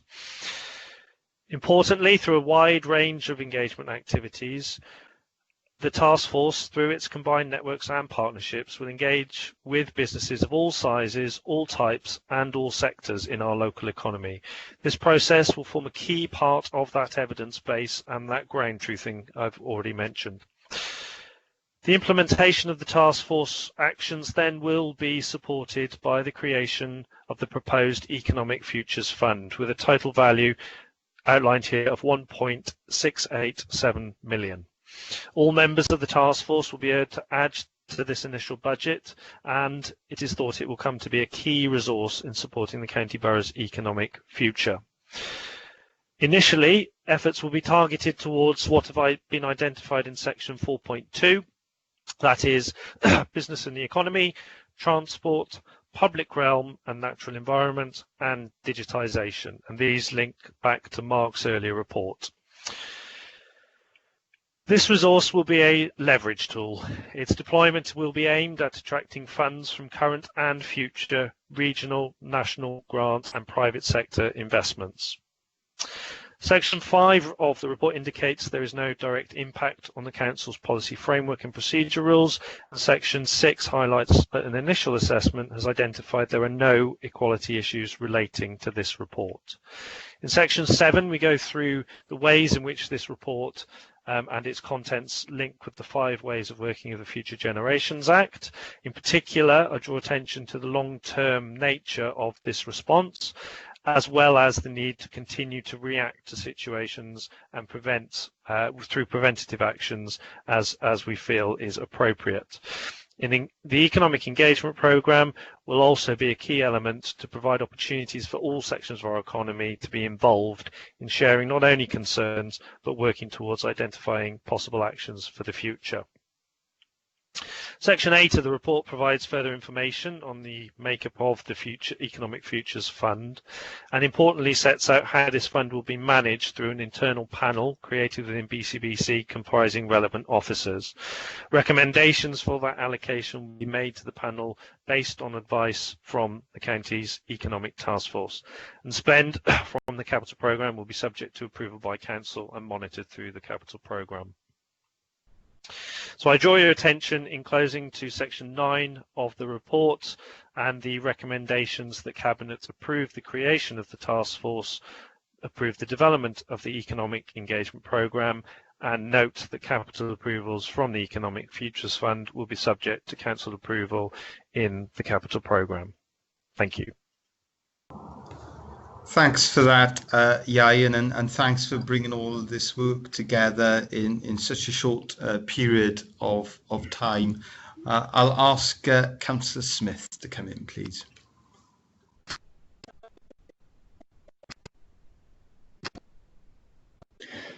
Thank you, Leader. I'll formally propose that we adopt the recommendations in section 9. And in proposing that, I'd like first of all to thank Ieuan and his group for the work they've done with local businesses, providing some training and some equipment to boost consumer confidence and boost trader confidence as well. And the way that that's been received by the business community gives me great confidence that we can expand that sort of activity to other levels, not just the Bridgend level, but also the South East Wales Capital Region level, Welsh Government level, and UK Government level, because I think this task group will have some lobbying functions to do as well. Because let's not forget that some of the businesses we got in Bridgend are not just of local importance, but of national strategic importance. And so there are various levels of government that do need to be involved, and we need to remind them of those facts. So I formally propose those recommendations. Leader. Thanks for that, Councillor Smith, and Ieuan and the team have worked round the clock to make sure that we support businesses in what has been the most difficult period in our economy in living memory. Over 300 businesses have benefited from the free training, and working with Jill's team, the finance colleagues, we've got out over 28 million in grants to over 2,256 businesses in a short period of time. And that demonstrates how agile and nimble we can be, and we will continue to be as responsive to businesses throughout the recovery period. And we want to work with businesses to identify their priorities, their needs, and that's why this task force is important, because we need to know about the businesses, small, large, and big, right across Bridgend. I'm also pleased that there will be involvement from City Deal as well, and that we are able to back up this task force with £1.6 million of funding. We will also want to work with partners to maximise the value of that funding for the Bridgend economy. Our aspiration is to use that to lever in matched grant funding from Welsh or UK government to help support the business environment and to help create jobs locally, because we know there will be job losses.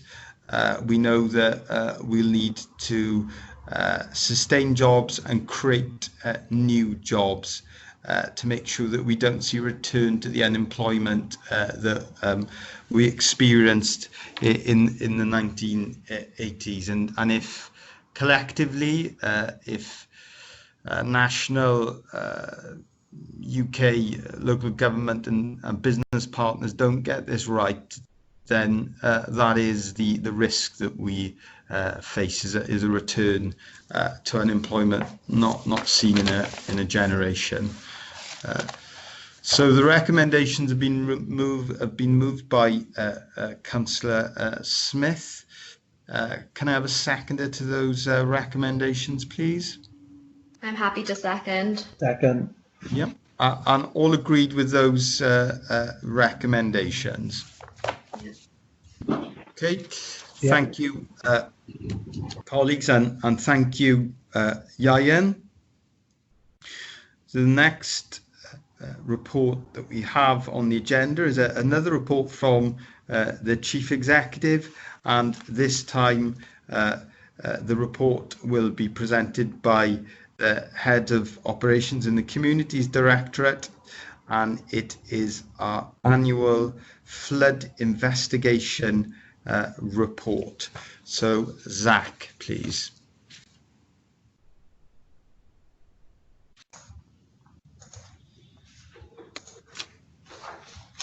Hello, Leader. Sorry you caught me out. I thought it was the climate change one that was coming next. Yeah, caught me napping. Okay, so the flood investigation report. I will very quickly just introduce the report itself, which sets out that it is the statutory duty of the local authority under the Flood and Water Management Act to produce an annual report, which you will have seen in previous years. And it's not just an internal report, it's a published report, and it's a report that we will share with the other risk management authorities that have responsibilities with regard to flooding in a formal manner, as well as ourselves as the local authority. I'll quickly bypass, because the report, as you will see itself, the Cabinet report is very short, and I'll take us straight on to the actual Appendix 1, which is the flood investigation report itself, where the detail is contained, and that starts at page 101 of the pack.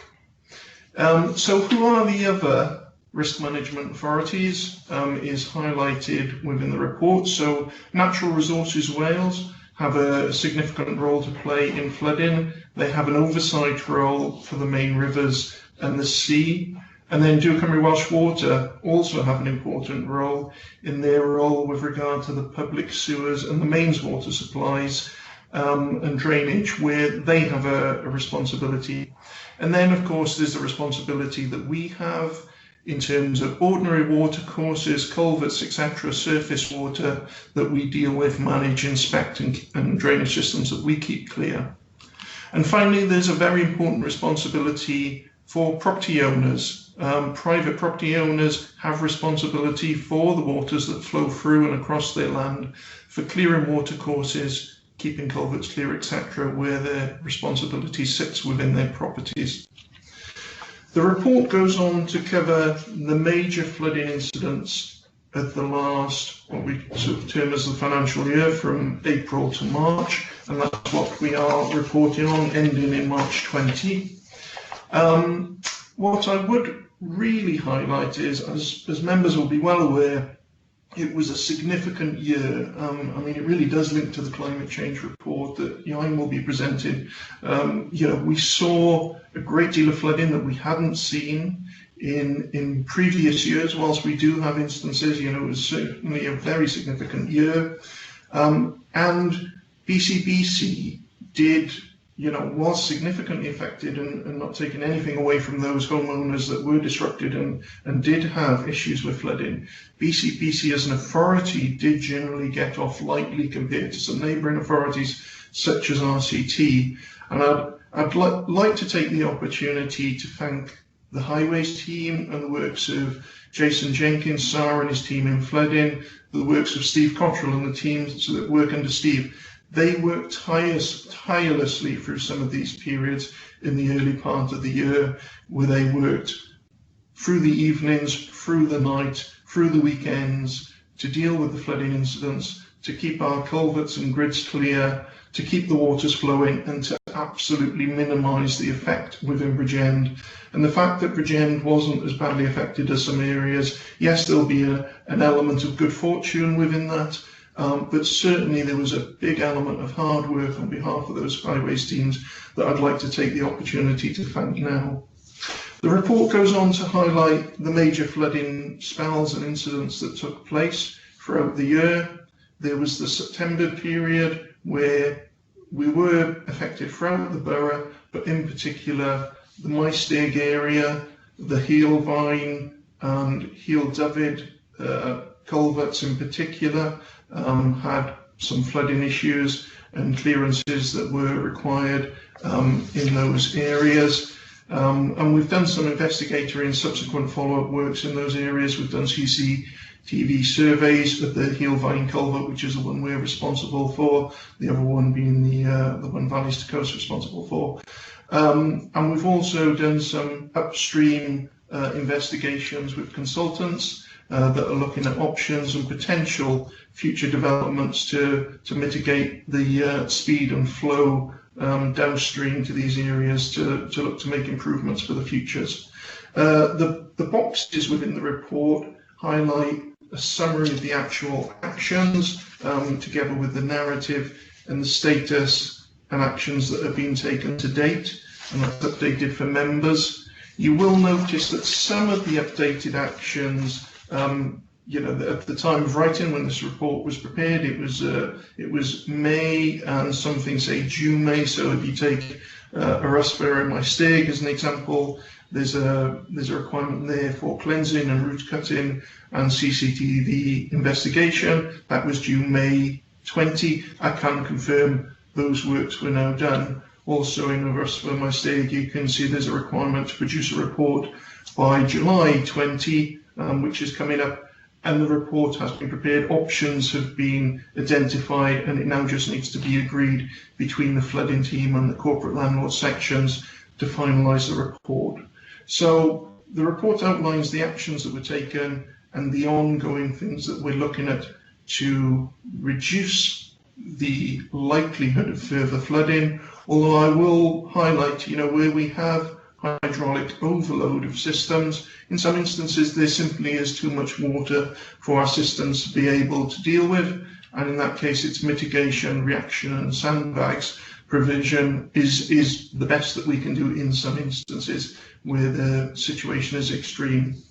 The report goes on to cover the incidents in February as well. Storm Dennis, which hit in early February and had a significant effect in Ogmore Vale, with 11 properties being flooded, and there were blockages at culverts there, hydraulic overload again, and we have been doing works since. In fact, we've recently been doing some CCTV examination of the systems there, and whilst water does flow through, quite clearly we've been pulling out silt from those areas, and it's a very long stretch of culvert alongside the cycle track in Ogmore Vale, so we've approached it from both ends and haven't managed to go all the way through, so there's further works that are continuing in that particular area.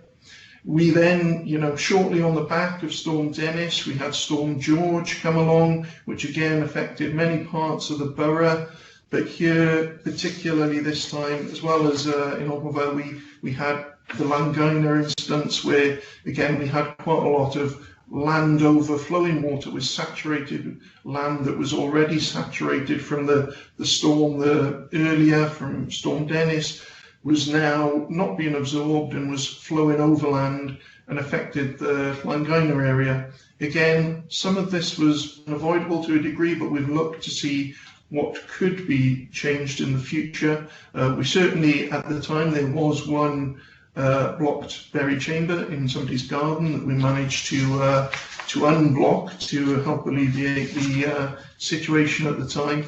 And we have also identified a lane in the Langina area where we can put in improved drainage, and we've drawn up a design and actually issued a works order to make improvements there. And again, the boxes give a summary of the works that are ongoing and the surveys that have taken place to date.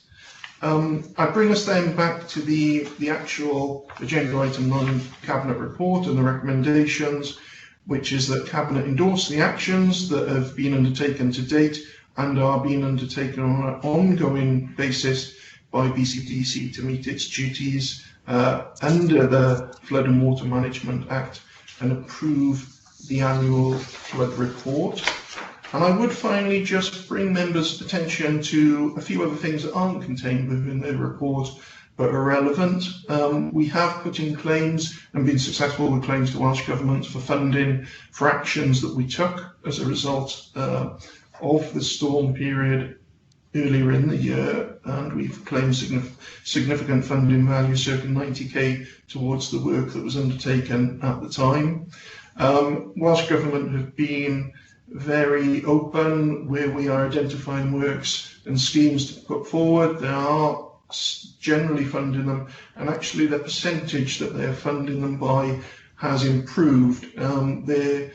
Typically used to be about a 25% contribution level that BCBC would be expected to make, and that's gone down to about 15% for schemes that we're putting forward at the moment, and BCBC are now having to fund less for the schemes that we identify, where we do identify improvements.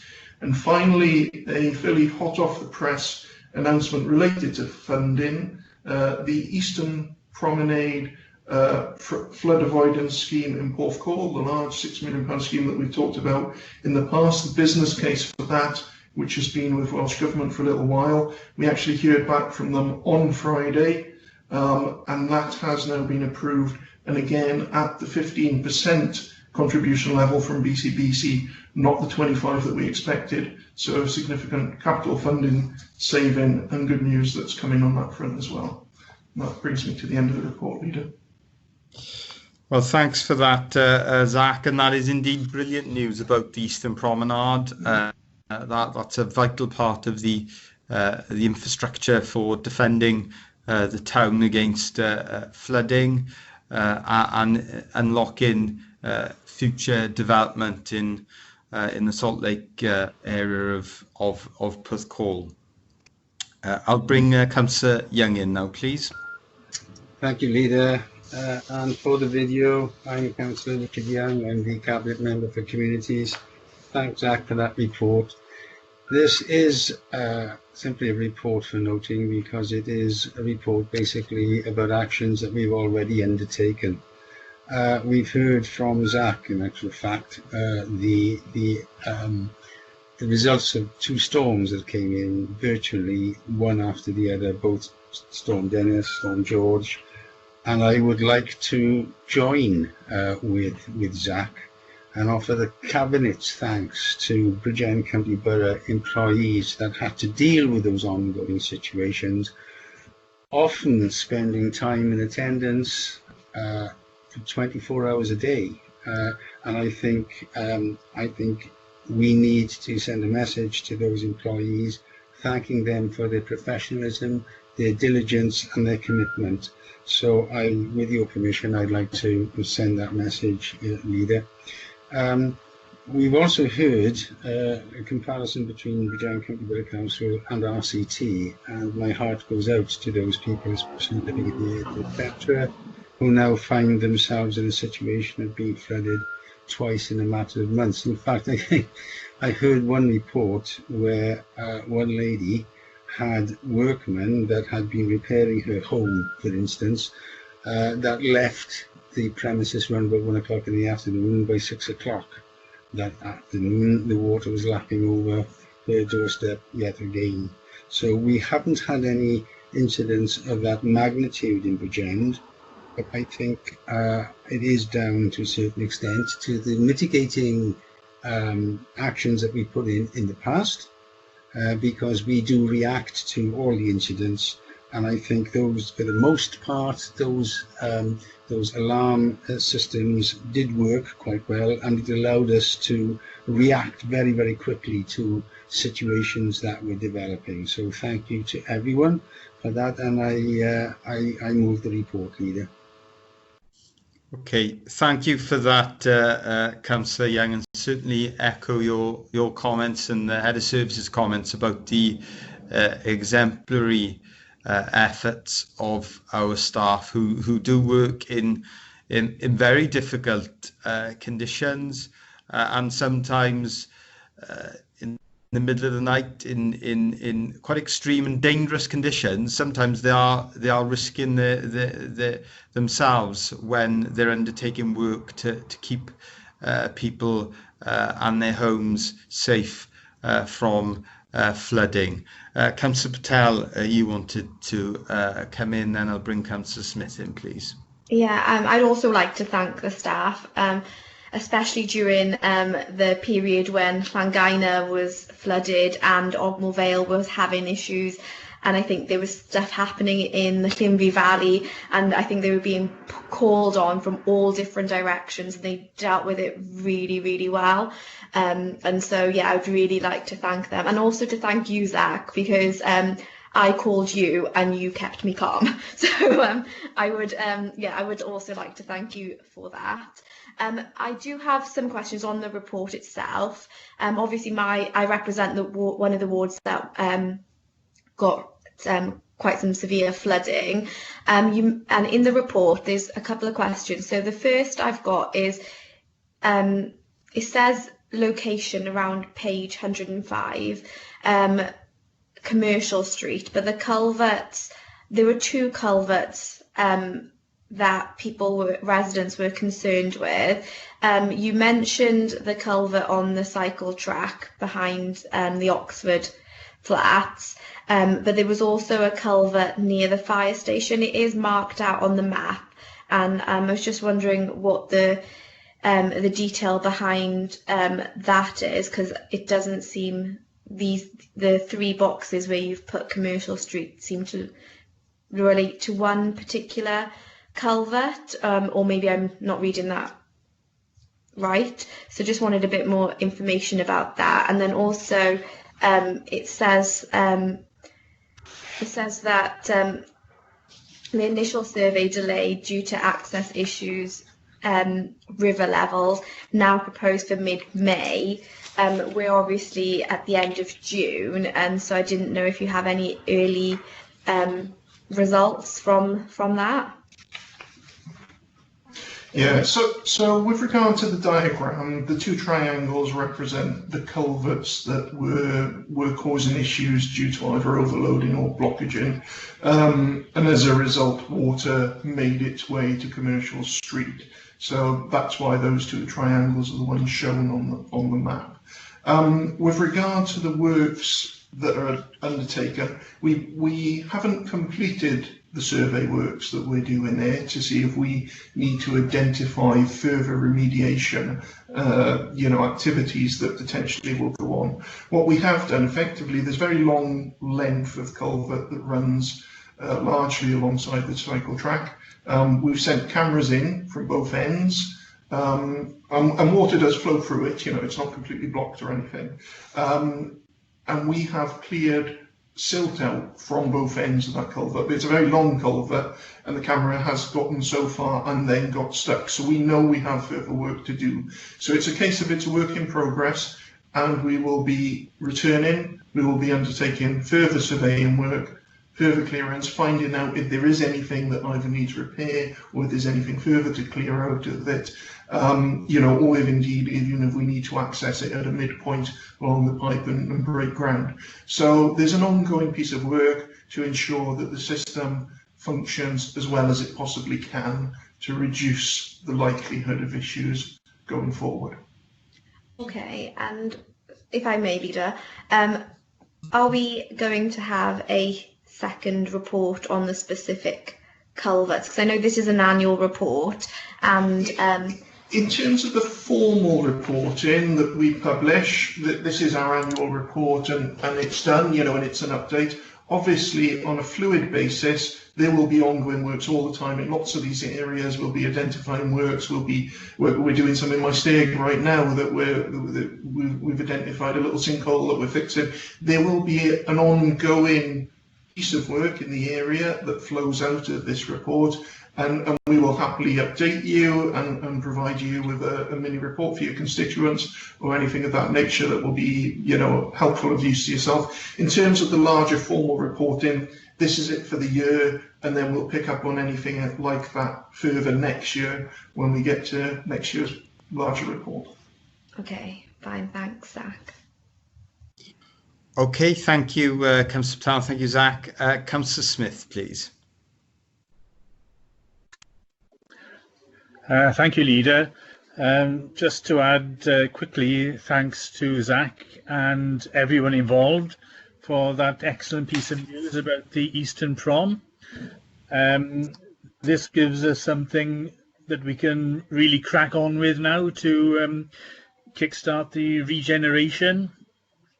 Is that news in the public domain, or is it embargoed at the present time, Zach? Because we do need to get a communication out on that. It's a good point, because I've just said it on in a public meeting that's been recorded. So yeah, I probably should have double checked, but we've certainly heard. I'll double check on the official status. I think it's officially available news. Well, Welsh Government might want to do the make an announcement first. Yes, yeah, I dare say they may well be an official announcement coming from them, but it is definitely the case. And we are now looking to proceed with the tender process to kickstart the works. So it's absolutely brilliant stuff, and it includes the breakwater. Where would weather forecasts be in the spring on the telly without pictures of that breakwater? So it really is good news for Porthcawl and for the county of Bridgend. Yes, it's tremendous news, but if everyone can just hold back on sharing that in case it's not public just yet, and I'm sure Zach will confirm as soon as possible, and once they've made the backs transfer, Zach, then we'll sing it from the rooftops. Yeah, okay, absolutely. So Councillor Young has moved the recommendations that we endorse the actions undertaken and approve the flood investigation report. Happy to second them. All agreed? Yeah. That? Yeah. Okay. Thank you, colleagues. And we will now take and thank you, Zach, we will now take the report on the climate emergency response programme. I deliberately took the flood and water management report first because it is, according to the vast majority of meteorologists and scientists that are expert in this field, a result of climate change that we are experiencing more frequent and more extreme flooding. That's why I've asked for the resequencing of the reports, not because I forgot about the report, obviously. So, Yayan, as our Group Manager for Natural Resources and Sustainability and Economy, will take us through this report. Please, Yayan. Thank you, Leader.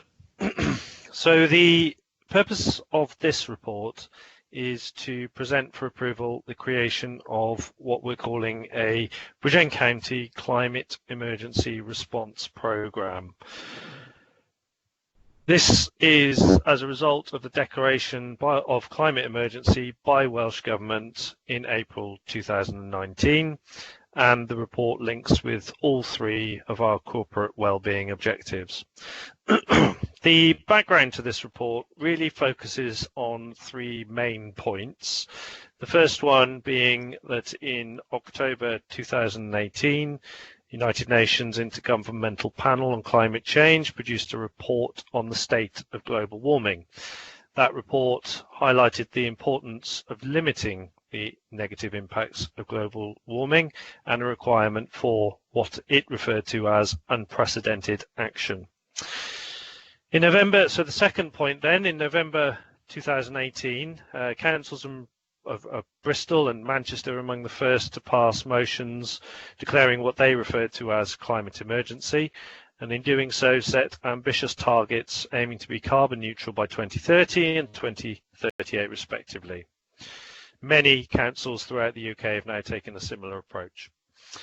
The final point at the background of the report is that Welsh Government itself declared a climate emergency in April 2019. And following this, Welsh Government has now committed to achieving a carbon neutral public sector by 2030. So the report highlights that Bridgend County Borough Council has a crucial role to play in response to the challenges that were set out in the IPCC report and the following declaration by Welsh Government. Section 4.2 really pulls out those roles in three areas. The first being as a community leader, to work with residents, groups, businesses in relation to their energy use and preparing for the impacts of climate change. The second, as a service provider, to deliver more efficient resource services that are less carbon intensive and encourage more resilience and support the most vulnerable in our society. And the third element in section 4.2 is as a manager of an estate, and ultimately that's to ensure the estate, its operations are as efficient as possible, to use clean energy and to prepare for the impacts of climate change. In section 4.3 we set out a small number of relevant examples, and it's important to note here this list is by no means prioritised and is of course by no means exhaustive, but they are some examples of where BCBC is already acting in relation to this crucial agenda and those three roles I've previously outlined. The first one there being active travel, so the Bridgend to Brackla and Paincoed Tech Park £1.6 million scheme. Corporate Landlord Energy Efficiency Programme of £1.3 million, the Cairo Local Heat Scheme of £9.7 million, and the Developing Work Scheme, which is currently still in development, but currently estimated to be £4.2 million. However, as is stated in section 4.4, opportunity exists to take further action, and it is proposed that a climate emergency response programme be developed to do that, and that it includes the following components. So firstly is a cross-party member committee to oversee this emergency response programme. Secondly is the proposal for the creation of a dedicated officer role. That officer will lead on coordination of all BCBC services in relation to this agenda, collaboration with key public, private and third sector partners, and engagement with local residents. The next element will be the development of a Bridgend County Climate Emergency Citizens Assembly. This will be combined with the development of a climate emergency response strategy with its action plan, including costings, performance monitoring and reporting procedures. And finally, the proposal to create an annual Bridgend County Sustainability Summit. Moving on to section 5, this identifies no direct impact on the Council's policy framework and procedure rules, and section 6 shows that there are no equality issues related to the content of this report. Clearly, this agenda links very closely with the 5 Ways of Working of the Future Wellbeing of Future Generations Act. Again, the development of a strategy will be a long-term approach. This will be coupled with short-term and immediate action. The programme itself will integrate with and support other partner organisations and work across Council through our One Council approach. Involvement will be achieved then through the engagement mechanisms, and key to that will be the Citizens Assembly and the Sustainability Summit. In section 8 we can see the financial implications of this report, the main one being the creation of an annual resource to lead this programme. That is outlined as £215,000 a year, which will be funded from the newly created Public Realm and Place Shaping budget. That value will be made up of the staff costs and the other elements I've outlined in the report, as I've previously covered. So I then draw your attention to section 9, Leader, where Cabinet is recommended to approve the creation of the Climate Emergency Response Programme as set out in section 4.4 for its initial resource allocation as outlined in paragraph 8.1 to 8.3, and importantly to receive future reports on the progress of this crucial area of work. Thank you.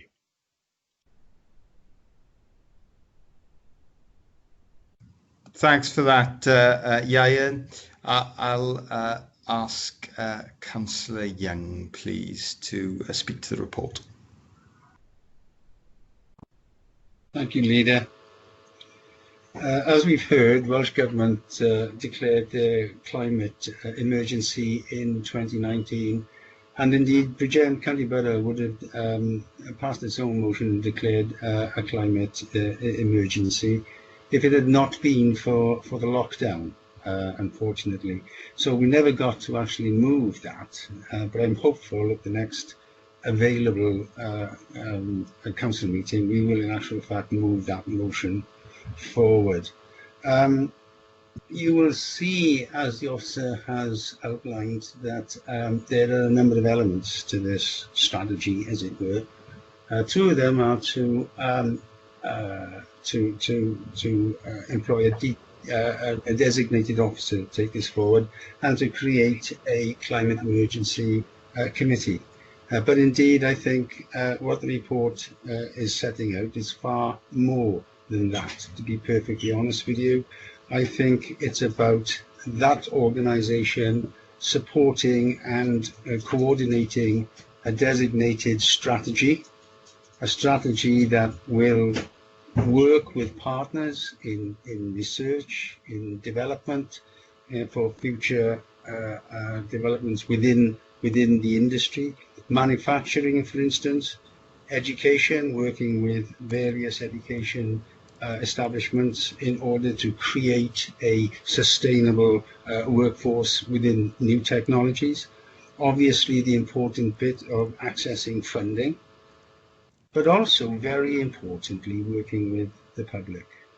I believe that there is a massive amount of enthusiasm and support for climate change in our public, and we need to harness that. And I think the public needs to see that they are engaged, and I believe that will be part of the education system that we are trying to put into place in order that we can take this strategy forward.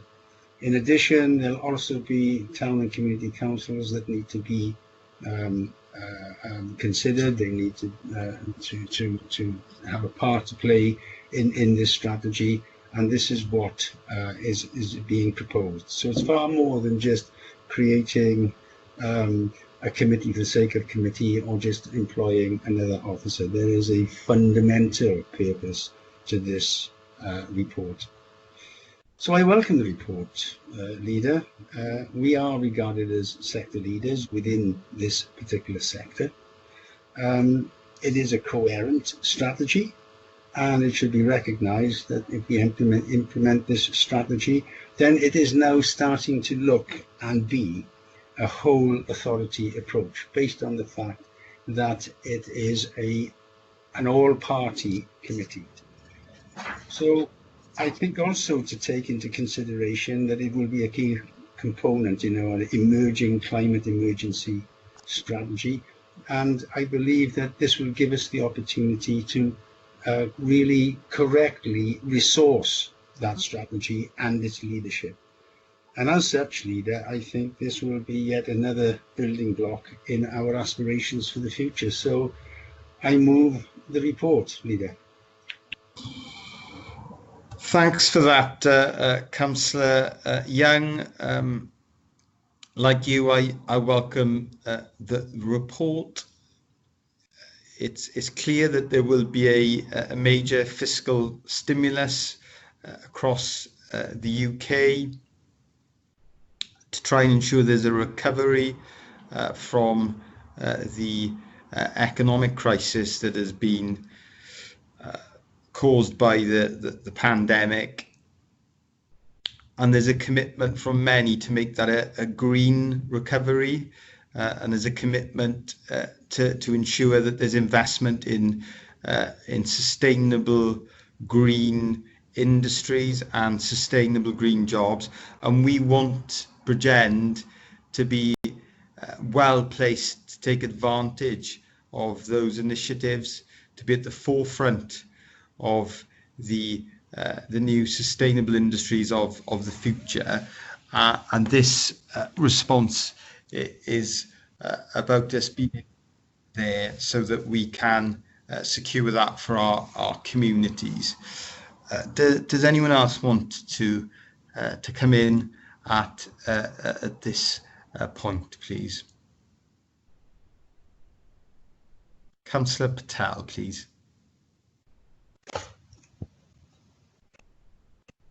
Thank you, Leader. I'm happy to second the recommendations in the report. I think for me, the environment has always been important, and we think that the pandemic has been a big challenge, but I think we haven't seen anything when it comes to the impact of the environment. And I'm really pleased to read that we're not just signing up to we're not just signing or making a declaration without any action behind it, and the projects here are really innovative as well as practical and achievable. So, for example, the Caira Heat Network, that's a really innovative project, and I thought that some of the other projects that we're looking at as well, in terms of Bridgend Town Heat Network, and trying to use energy from a swimming pool to heat homes. I think there's so much in our energy plan that we've seen previously that can come in with this report as well. So just thought that I'd highlight some of that. Thanks for that, Councillor Patel.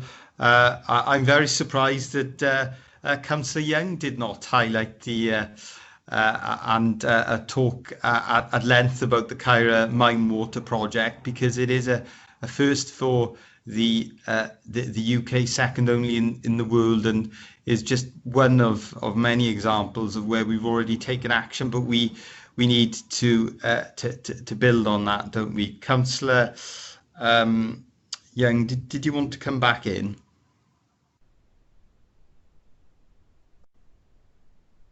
Thank you, Leader, for that opportunity to talk about the Caira Mine Water project.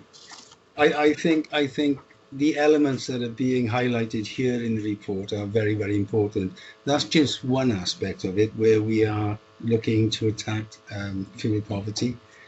Also, it has been said that we need to look at ourselves as well as an authority, in as much as how are we contributing to the lower carbon agenda. And the Bridgend Heat Network is essential to that, because this is where we are looking to heat our own buildings and other public buildings, such as the swimming pool, or should I say the life centre, and possibly in the future hospitals, the police station, all these efforts that we can put in and heat these institutions, but reducing the carbon, the reliance, if you like, on fossil fuels to get that heat. And I think that's an important part of it. And I think that highlights what the report is saying, where Bridgend County Borough Council should be a leader in the agenda. And I think this report helps us.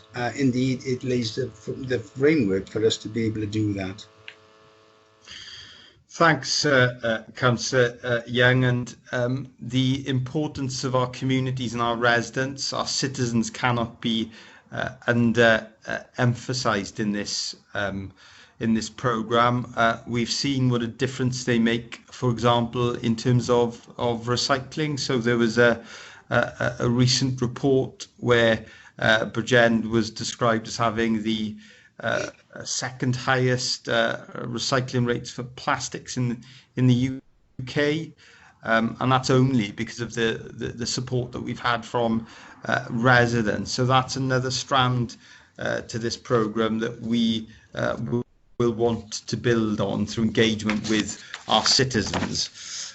So that recommendations, those recommendations have been moved. Are all members in agreement with those recommendations? Yes. Yeah.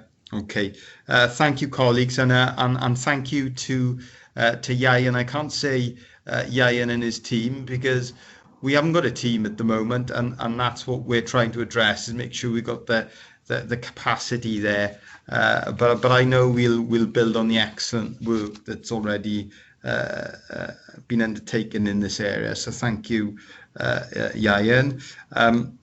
The next report is another report from the Chief Executive, and this is on the provision of beach and water safety services in partnership with the RNLI. And again, our group manager for economy, natural resources and sustainability will be taking us through this report. Ian, please. Thank you, Leader. So the purpose of this report is twofold.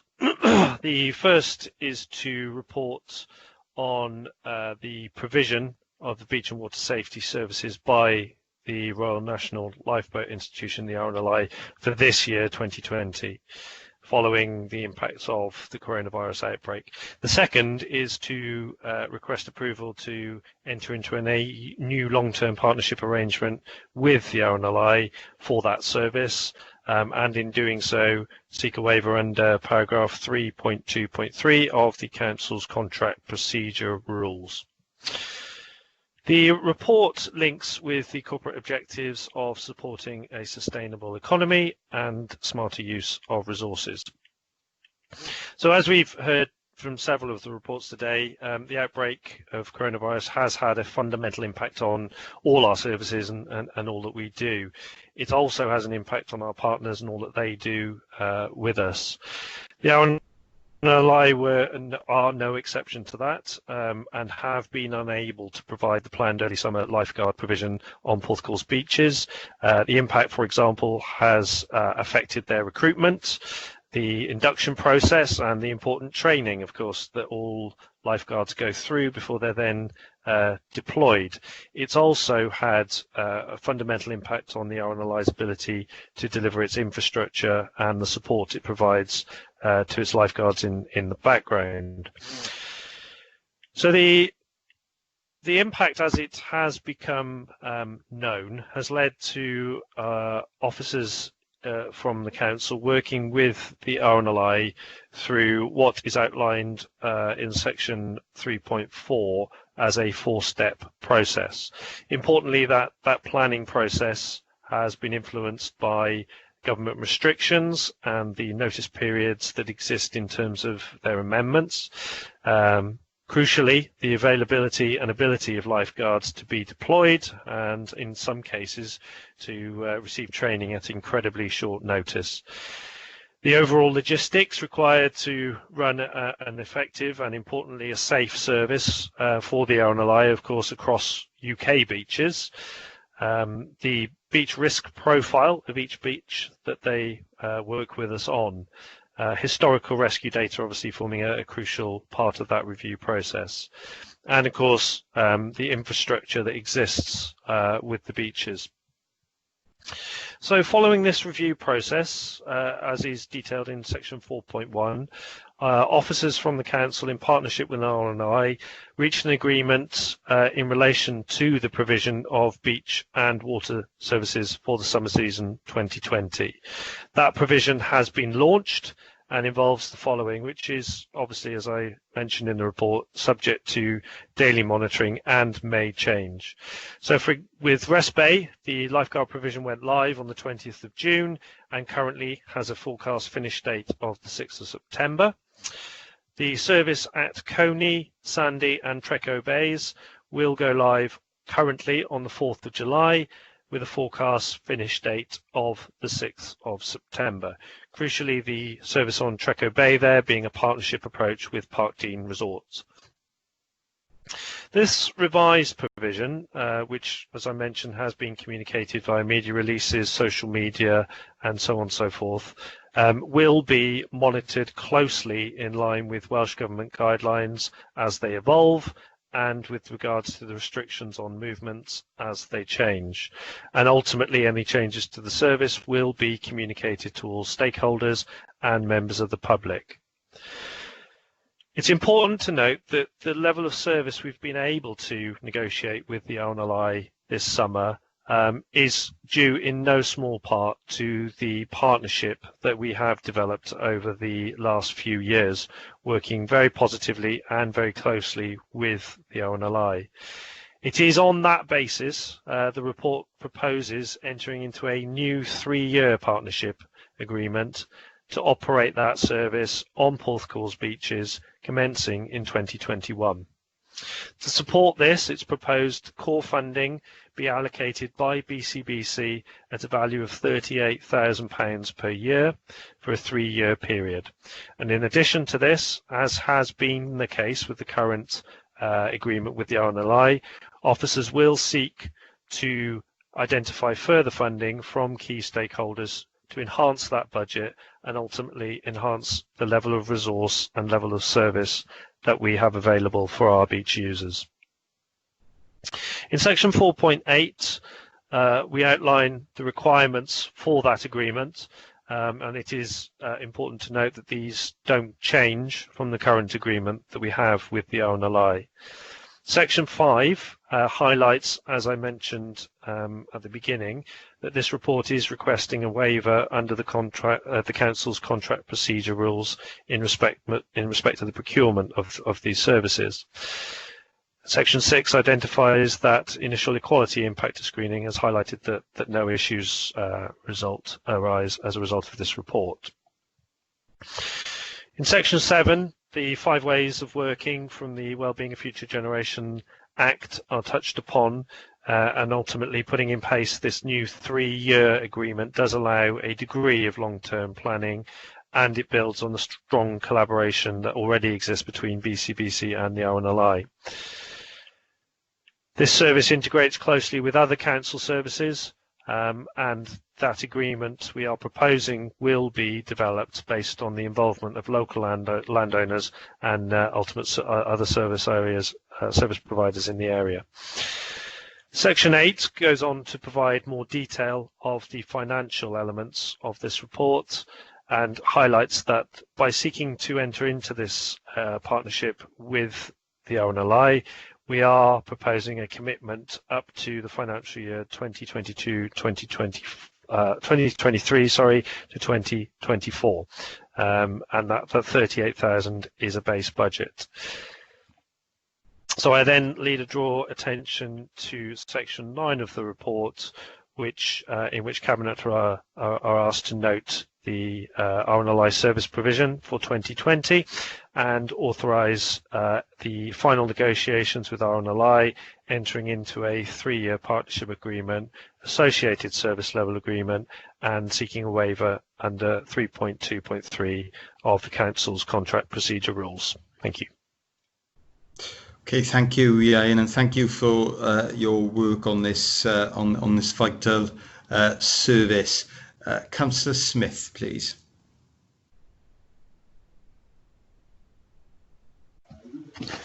Thank you, Leader, and thank you, Ian. Yes, Cabinet members 3 or 4 years ago were extremely concerned by the impact of austerity on the lifeboat service, and we were really worried that we'd have to cut back that service to dangerous levels, and at the time there were some highly publicised and very tragic incidents around parts of our coast. So the agreement we negotiated, or I think it was Andrew Thomas who was the main negotiator at that stage with the RNLI, was a great relief and very welcome. And I've got no hesitation in recommending that we continue that relationship. I think one thing which Ian mentioned was other stakeholders. It wouldn't be appropriate to name them at this meeting, I don't think. But there are businesses along the seafront in Porthcawl who benefit from the safety aspect of the beaches, and they do contribute. So hopefully that will continue. I'd also like to mention other organisations that work with us along the seafront. Of course, the lifeboat branch of the RNLI is there day in and day out and all year round. The Coast Watch volunteers are there, and there are various surf life-saving clubs. At the destination management meeting we had on Monday this week, the operator of the Porthcawl Surf School mentioned that we could be making perhaps more use of the volunteer lifeguards. So I think that's something worth pursuing for bits of the coast that aren't covered at the moment, or out of hours coverage. I think that was an interesting proposal from Hugh Murray, and we ought to follow it up.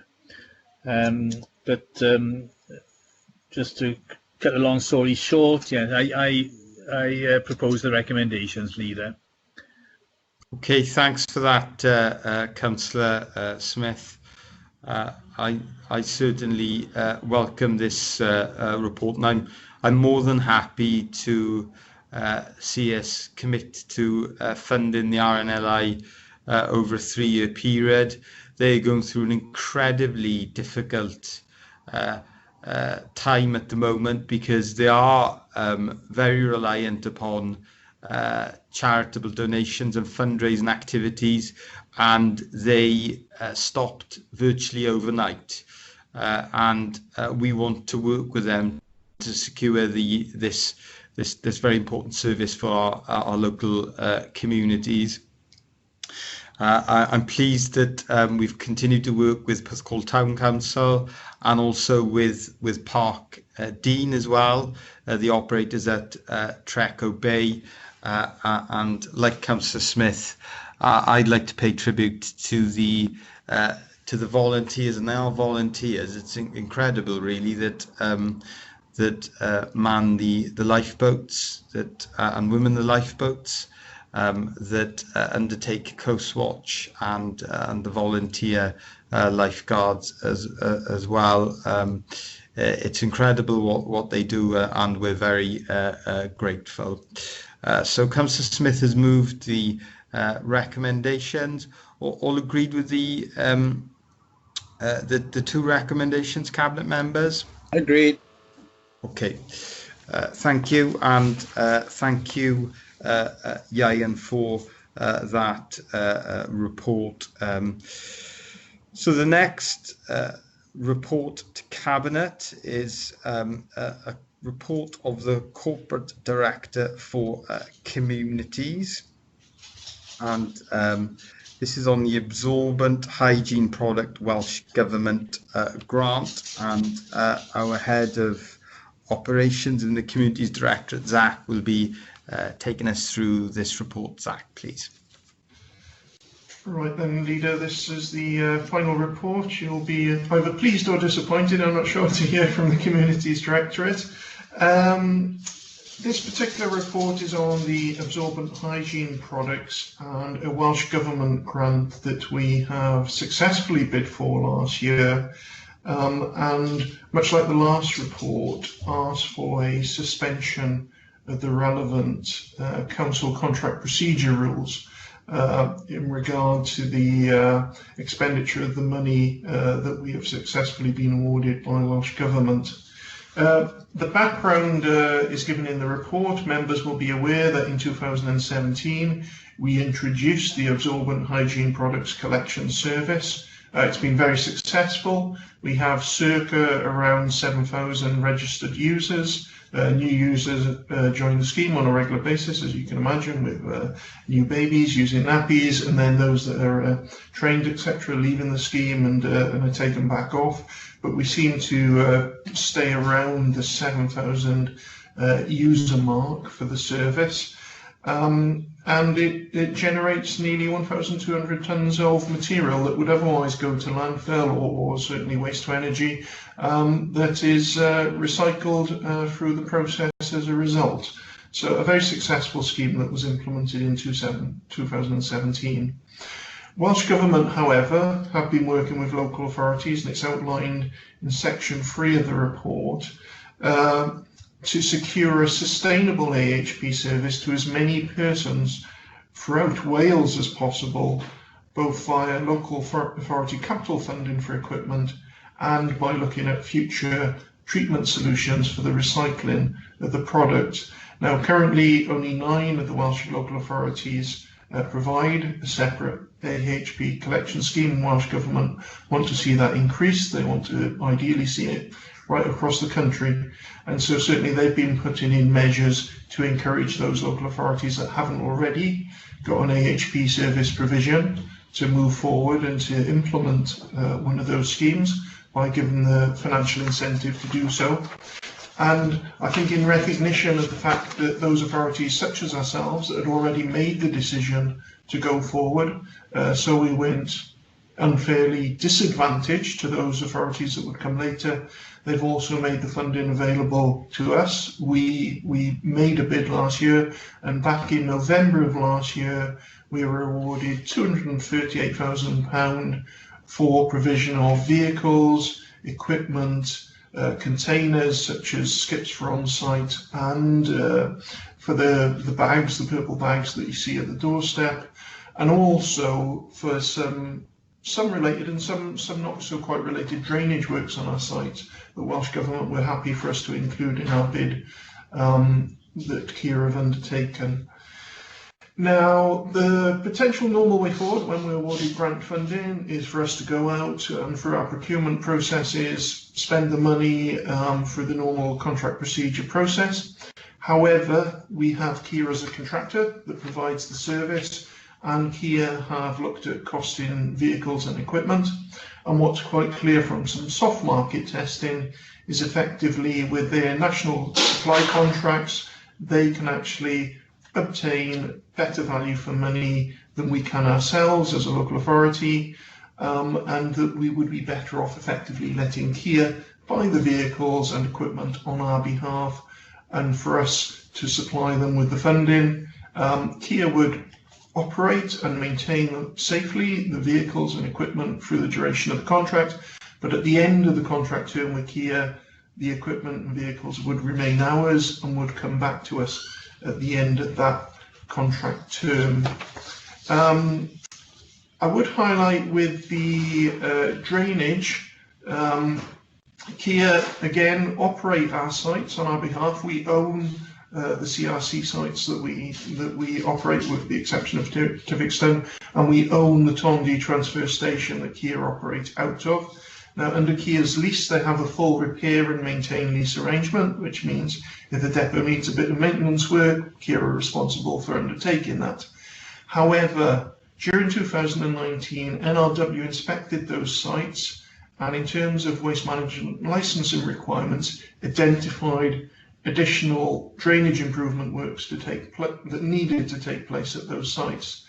Now, in fairness to Kia, they could have said, well, this isn't regular repair and maintenance work, this is fairly fundamental site work and it's the responsibility of the owner of the site, us as the local authority.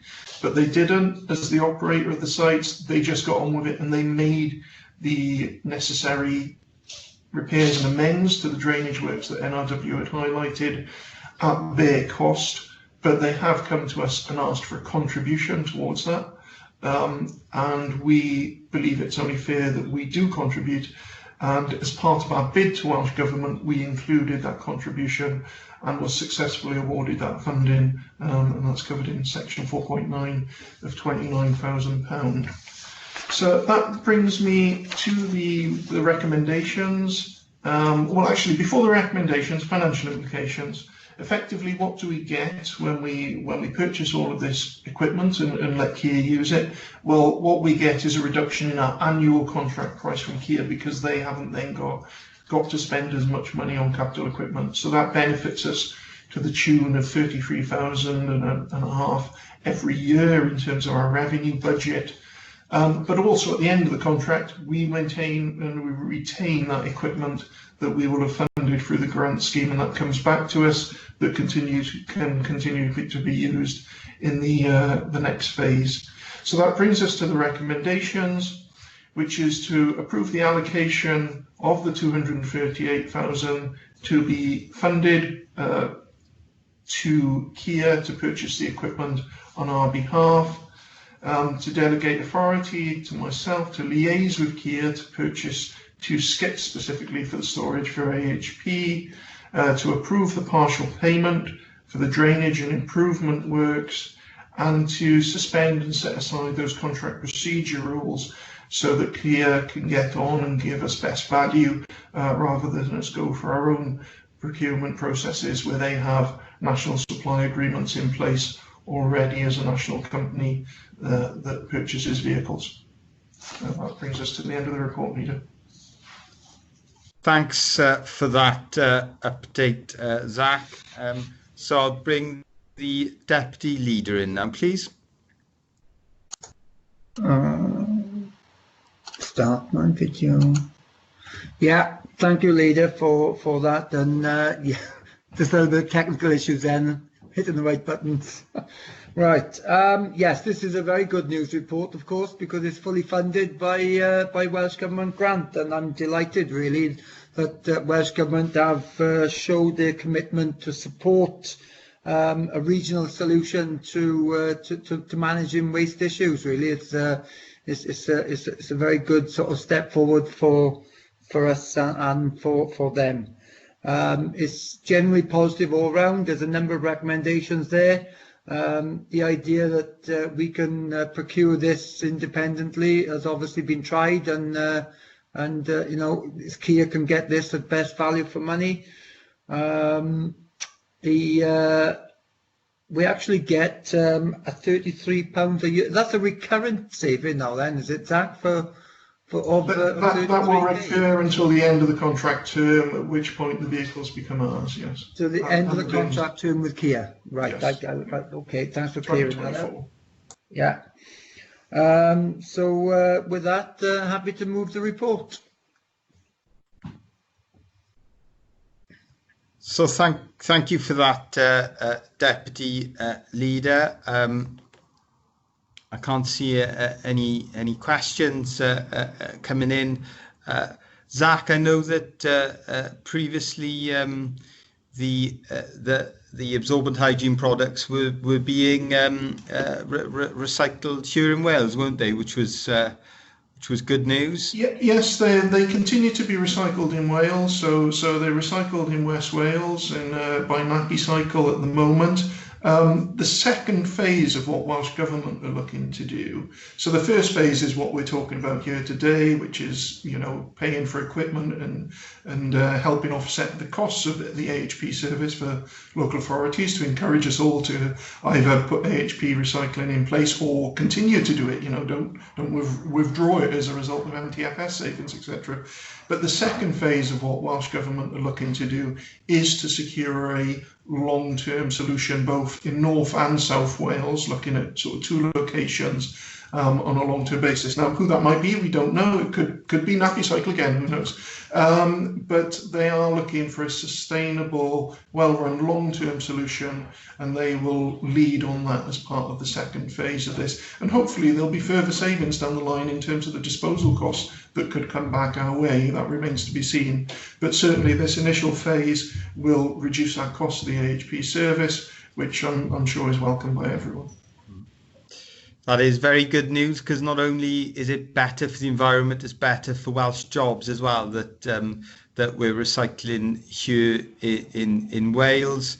And a big thank you to our residents for signing up to the scheme and making this a success, because we have, as you said, diverted over 1,187 tonnes. That's a lot of waste, isn't it, that's been diverted from, a lot of nappies that have been diverted from landfill. So that's excellent news. Big thank you to the residents. So that recommendation has been, that series of recommendations has been moved by the Deputy Leader. All agreed?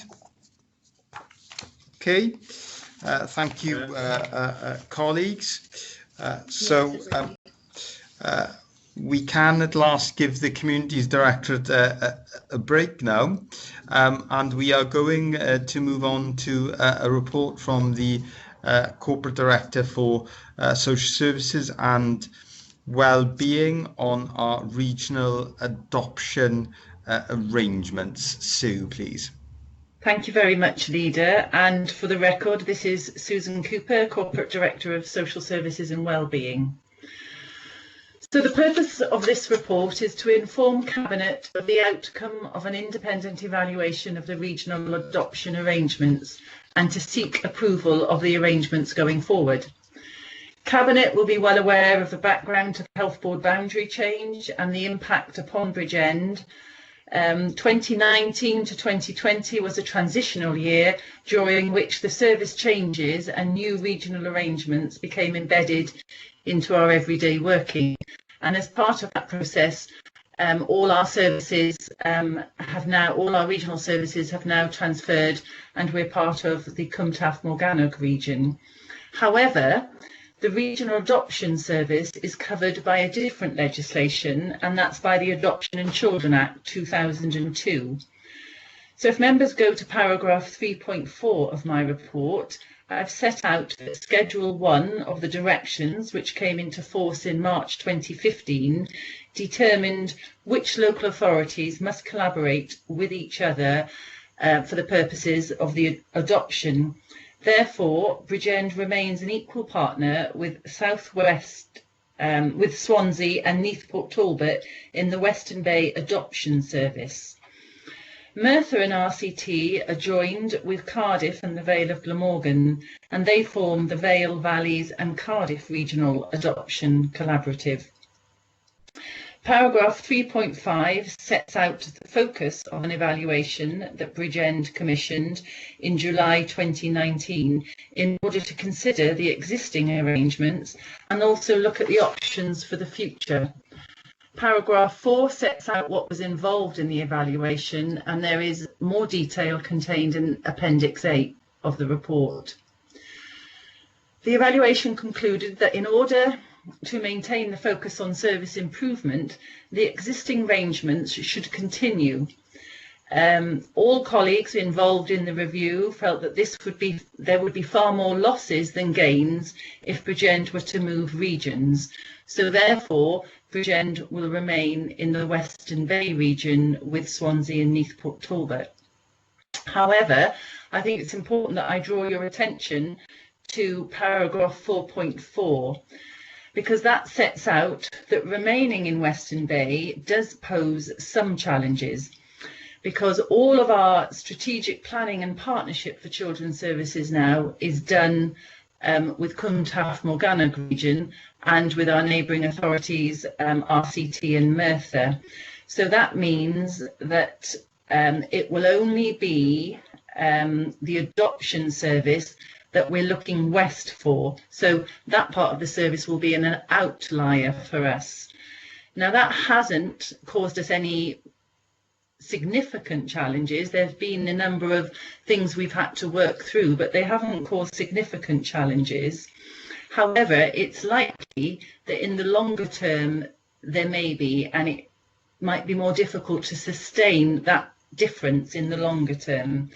So in view of this, the recommendation from the review concludes that these arrangements remain for a minimum of 3 years, but to formally write to the chair of the National Adoption Service Governance Board and the National Adoption Service Director with details of the evaluation and to ask for a further review in the future.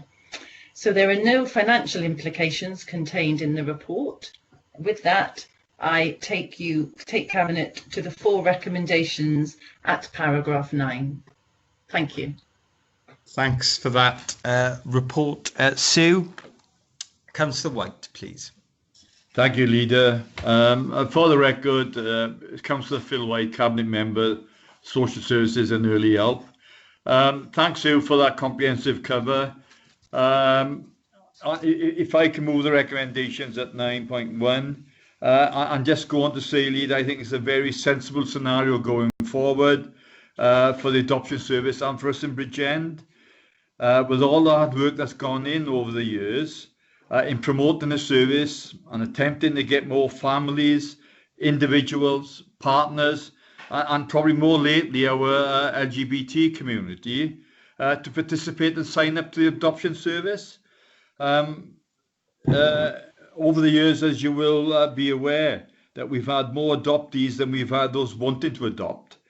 And I guess now, after all the hard work, any changes to that would come as a detriment to the service and possibly to Bridgend, as Sue said, outweighing the balances of some of the challenges going forward. And I think as members, we will all know that we have regular updates at the corporate parenting committees on the progress of the adoption service, the annual reports and presentations.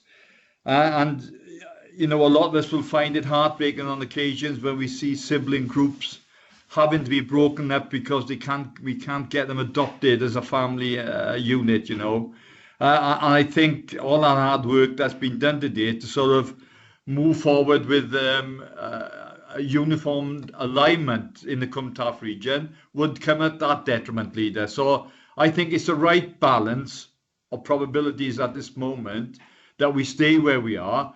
But as Sue rightly said, in those recommendations, we will work towards a further alignment, I guess, in the way that we sit within the health board regions and the work that we do in those regions, leader. So I'm happy to second the recommendation 9.1, and probably can't say enough to say we need more adopters. Yeah. Thank you. Absolutely. We do need more adopters, and there's a huge amount of support up there for people to go through what is it is a long process. It's an intense process to become an adopter, and it has to be a robust process because we are potentially entrusting people with the future of children that we have a duty to care for, and there are a few responsibilities more important than getting that right. I was very struck reading the report that staff are of the view that they're on the verge of delivering a gold star service. They've been through a period of extraordinary change. So it's only a few years ago that we set about creating a regional service, and no new service is created overnight. It takes time to embed cultural changes, teamwork in new practices. So we've just achieved that, haven't we, in Western Bay?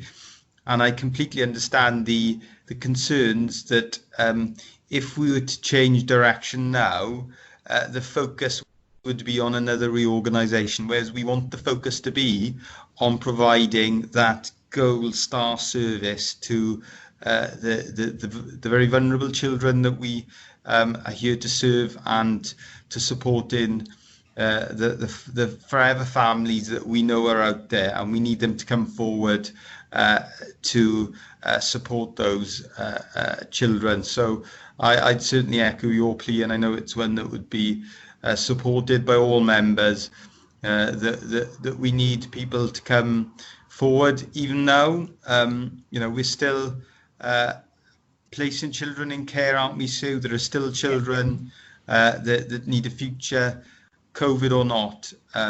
So please get in touch with Western Bay Adoption Service, and I'm happy to support the recommendations. Does anyone else want to come in? I don't think they do. So members, are you in agreement with the recommendations that have been moved by Councillor White on this very important service that we deliver to the communities of Bridgend? Yeah, happy with that. Okay. Yeah, happy. Thank you, colleagues. Thank you, Sue, and please convey our thanks to everyone that's taken part in that piece of work, and to the regional team as well. The next report is from the Corporate Director for Education and Family Support, and it's on the Bambi School Modernisation Programme and the proposals for Mynydd Cymthig Primary School. Lindsay, please. Good afternoon, Leader. Good afternoon, all. The report today is looking to get your approval to submit a revised Bambi strategic outline plan to Welsh Government, which substitutes the Bridgend South East scheme with a replacement Mynydd Cymthig Primary School. We're also looking for approval for an options appraisal and a feasibility study to be conducted for a replacement Mynydd Cymthig Primary School. Leader, you'll see in paragraph 2 of the report, it sets out the alignment of this report national and local policies and procedures. At paragraph 3, we set out the background of the learning provision in Cefn-Cribwr, Corneli, Kenfig Hill and the Pile areas of Bridgend, and this spans some 11 years, along with the subsequent activity reports and decisions by Cabinet. So I take you then to October 2017, where Cabinet approved Bridgend's Band B priorities, which included a 2.5 form entry school plus nursery for the Bridgend southeast area of the county borough. At that time, Cabinet also agreed for further feasibility work to be undertaken for a replacement Mynydd Comfig Primary School, which, depending on the outcome and available funding, could be delivered as a priority scheme within Band C. Subsequent Cabinet approval was received in January 2020 to undertake a feasibility study for a 2-form entry dual stream school plus nursery, that is Welsh and English medium provision, at the proposed Park Afnaweli development site. In November 2019, the Mynydd Comfig Primary School's infant site, however, suffered catastrophic failure of its heating system, and the repair forced the school to close, as you know, for a number of weeks. The building condition survey, which was undertaken during the above closure period, reduced the condition of the school from its previous condition, that is Category C, to a Category D. The nature and assortment of the disrepairs highlighted within the condition report made isolated repair works to the individual fabric elements of the school extremely challenging and economically unfeasible. The outcome of the condition survey and the potential issues were reported to the School Modernisation Strategic Board, and as a result of the health and safety risks to pupils and staff, the board agreed that the school building should close to pupils on the 13th of March 2020. An alternative teaching accommodation would be provided as a temporary measure at Corneli Primary School, Ysgol Ferch Osger and the Integrated Children's Centre. A scheme for the provision of temporary classrooms was tendered via a mini competition of the SUSCAP framework, and submissions were evaluated to establish the most economically advantageous tender. You'll be aware, Leader, that the Council has the responsibility to approve additions to the capital programme. However, due to the urgency of this works, it was necessary to revise the capital programme to include a budget allocation for Mynydd Comfig Primary School so that the contract for the works could be awarded subject to delegated approval. Due to the urgent nature of this approval, the Chief Executive used his emergency powers to amend the capital programme for the necessary funding, some 1.2 million, and in order to purchase the accommodation and undertake the infrastructure works relating to the sections of the main school building that are required to be retained and kept in use, for example, the hall and the kitchen. I now take you, Leader, to paragraph 4 of the report, and while we've received positive feedback from Welsh Government officials in respect of our revised programme, final confirmation from the Minister is yet to be received. The tender award for the purchase of the temporary accommodation for the infant site of Mynydd Comfig Primary School is being progressed. Although there's a significant financial commitment for the supply of accommodation, the overarching concerns regarding the primary school occupying 2 separate sites, plus the size of the junior building remains, and added to this concern is that the foundation phase will be taught in temporary accommodation until such time as a new school is provided. So despite Cabinet's approval to progress a feasibility study in respect of a dual stream school for Bridgend South East in January 2020, a development at this location is currently being reviewed in terms of viability. In due course, it will be determined whether Park Afnaweli will be included as an area for development within the LDP. But given the current position in terms of developing the site for housing, the Park Afnaweli board has confirmed that a school at this location would not be deliverable within the Band B period, as it would need to align to the timing of the residential development. Therefore, consideration must be given to deliver a school at Park Afnaweli in Band C, should the site be included in the LDP, of course, and to reprioritise Band B to bring forward a replacement 2-form entry plus nursery provision for Mynydd Comfig Primary School. You'll be aware, Leader, that the Welsh Government's intervention rate for Band B is 65% for mainstream school capital schemes, and this would be lost if neither scheme is progressed.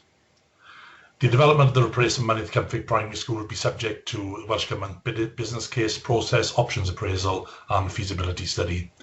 The junior site will be considered as part of the option appraisal, and there are known land issues that would need to be resolved should a decision be made to progress the scheme at that site. However, early indications are that they're not insurmountable and this can be worked through. Now, as far as the financial implications of this proposal are concerned, you'll recall that in December 2018, Council approved a programme envelope of some £71.3 million covering Band B new school bills, a total of £68.2 million, along with funding for the potential highways work, which is currently budgeted at around £3.4 million. Since that time, Welsh Government has amended the Band B intervention rates, and in March 2019, the Cabinet reviewed the funding options available, having regard to the increased contribution from Welsh Government and the advantages and disadvantages of each of the options.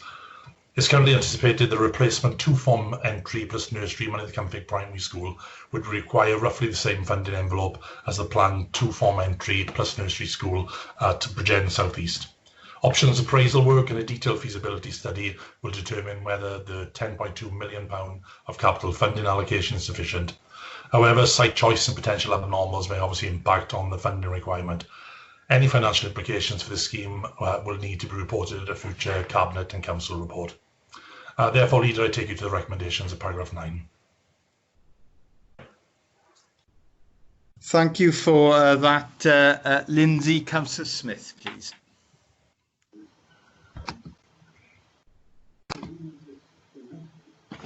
Thank you, Leader. Thank you, Lindsay. Just like to make one important point, which is that this move is in reaction to an unforeseen emergency. It doesn't in any way signify that we've lost our enthusiasm for the idea of a dual Welsh-English school at Parc Afon Iwenny. That more realistically will be coinciding with the timing of Band C schools anyway, and as a Cabinet I think we're very excited about that prospect. I know we've got twin schools in Betws, one English and one Welsh medium. This will be something slightly different to that, not saying that one is better than the other, but I think it is exciting that we're trying out these different ways of showing our commitment to bilingualism in the county of Bridgend. And the second point I need to make is that we are agreeing on something in principle today, hopefully, if Cabinet member colleagues support the recommendations. There's work to be done then on looking at the various options for Cynfig Hill as to the location of the new school and the acquiring of land where necessary, looking at traffic implications and all that sort of stuff, and also the strategy and logistics for building a new school while minimising disruption in the work of the existing school. So I think this is really good news for Cynfig Hill, and in the longer term it'll be good news for the Welsh medium sector as well. Okay, thanks for that, Councillor Smith.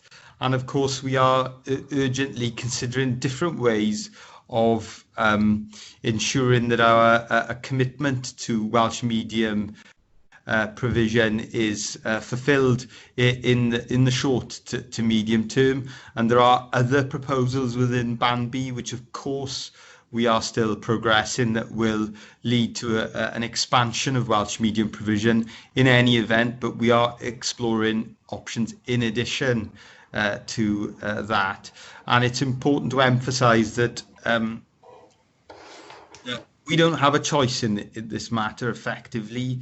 The infant site at Mynydd Cynfig has failed. The building has failed. We cannot use it anymore. We have to come up with a permanent solution. We will, of course, ensure there's temporary facilities available in the short term, but that is not sustainable going forward. So we have a responsibility to the children of Cynfig Hill to make sure that we provide those 21st century facilities. They've certainly got a 21st century education there. I cannot speak highly enough of the school, the head teacher, the governing bodies and the staff. They've always provided high quality education there, but now is an opportunity to make sure that the buildings and facilities are of the highest quality too. So Councillor Smith has moved the recommendations. and no one else is indicating. So are members all happy with those recommendations, please? Happy, Leader. Yeah. Okay. Thank you. So thank you, Lindsay. We will now, of course, communicate with the stakeholders and continue to work with Welsh Government. Our next report is on the Forward Work Programme, and this is a report of the Chief Officer for Legal, Human Resources and Regulatory Services. Kelly, please. Thank you, Leader. For the record, I'm Kelly Watson, Monitoring Officer and Chief Officer for Legal Services.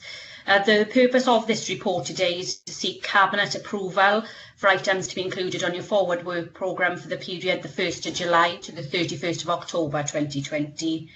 As members are aware, there's been significant disruption to the programmes and meeting due to the pandemic, and as yet we haven't had an AGM to set those meetings back up formally in calendars. You will see at paragraph 4.1 that we have provisionally booked in Cabinet meetings, Council meetings and overview and scrutiny meetings for July, and at the appendices you have the items that are proposed to be considered in those meetings. I therefore ask Cabinet to approve the Cabinet Forward Work Programme and note the Council and Overview and Scrutiny Forward Work Programmes with a caveat that additional meetings will be added as and when needed going into September and October. Thank you. Move. We accept the report. Yeah. Okay, thanks for that, Deputy Leader. Recommendations have been moved. All agreed? Yeah. Okay, Agreed. Thank you for that, Kelly. Thanks, Deputy Leader. We now reach a stage in the meeting where there is a proposal to exclude the public members of the meeting from the meeting because of the public interest test that we have to apply to the information we are about to consider. So I'll ask Kelly to take us through that process as the monitoring officer, please. Thank you, Leader. I'm sure members are well aware of the test that they have to apply, but just for the recording, just to make it clear, that there is a general principle that any decisions made in local government are done in an open and transparent manner, and the public have access to that information. However, there are some circumstances where the information you're going to be considering is exempt from publication, and it's for members to consider each decision and to balance whether the need for transparency is overridden by the need to have confidentiality of that item. I will remind you, you've already determined that the minutes to approve were dealt with in confidential session, but it's a matter for you to determine for the reports you've got before you now. Okay, thank you. Thank you for that, Kelly. Members happy that that test has been applied and we are to exclude the public from this part of the meeting? Yes. Okay, thank you, Councillor White. All agreed with that?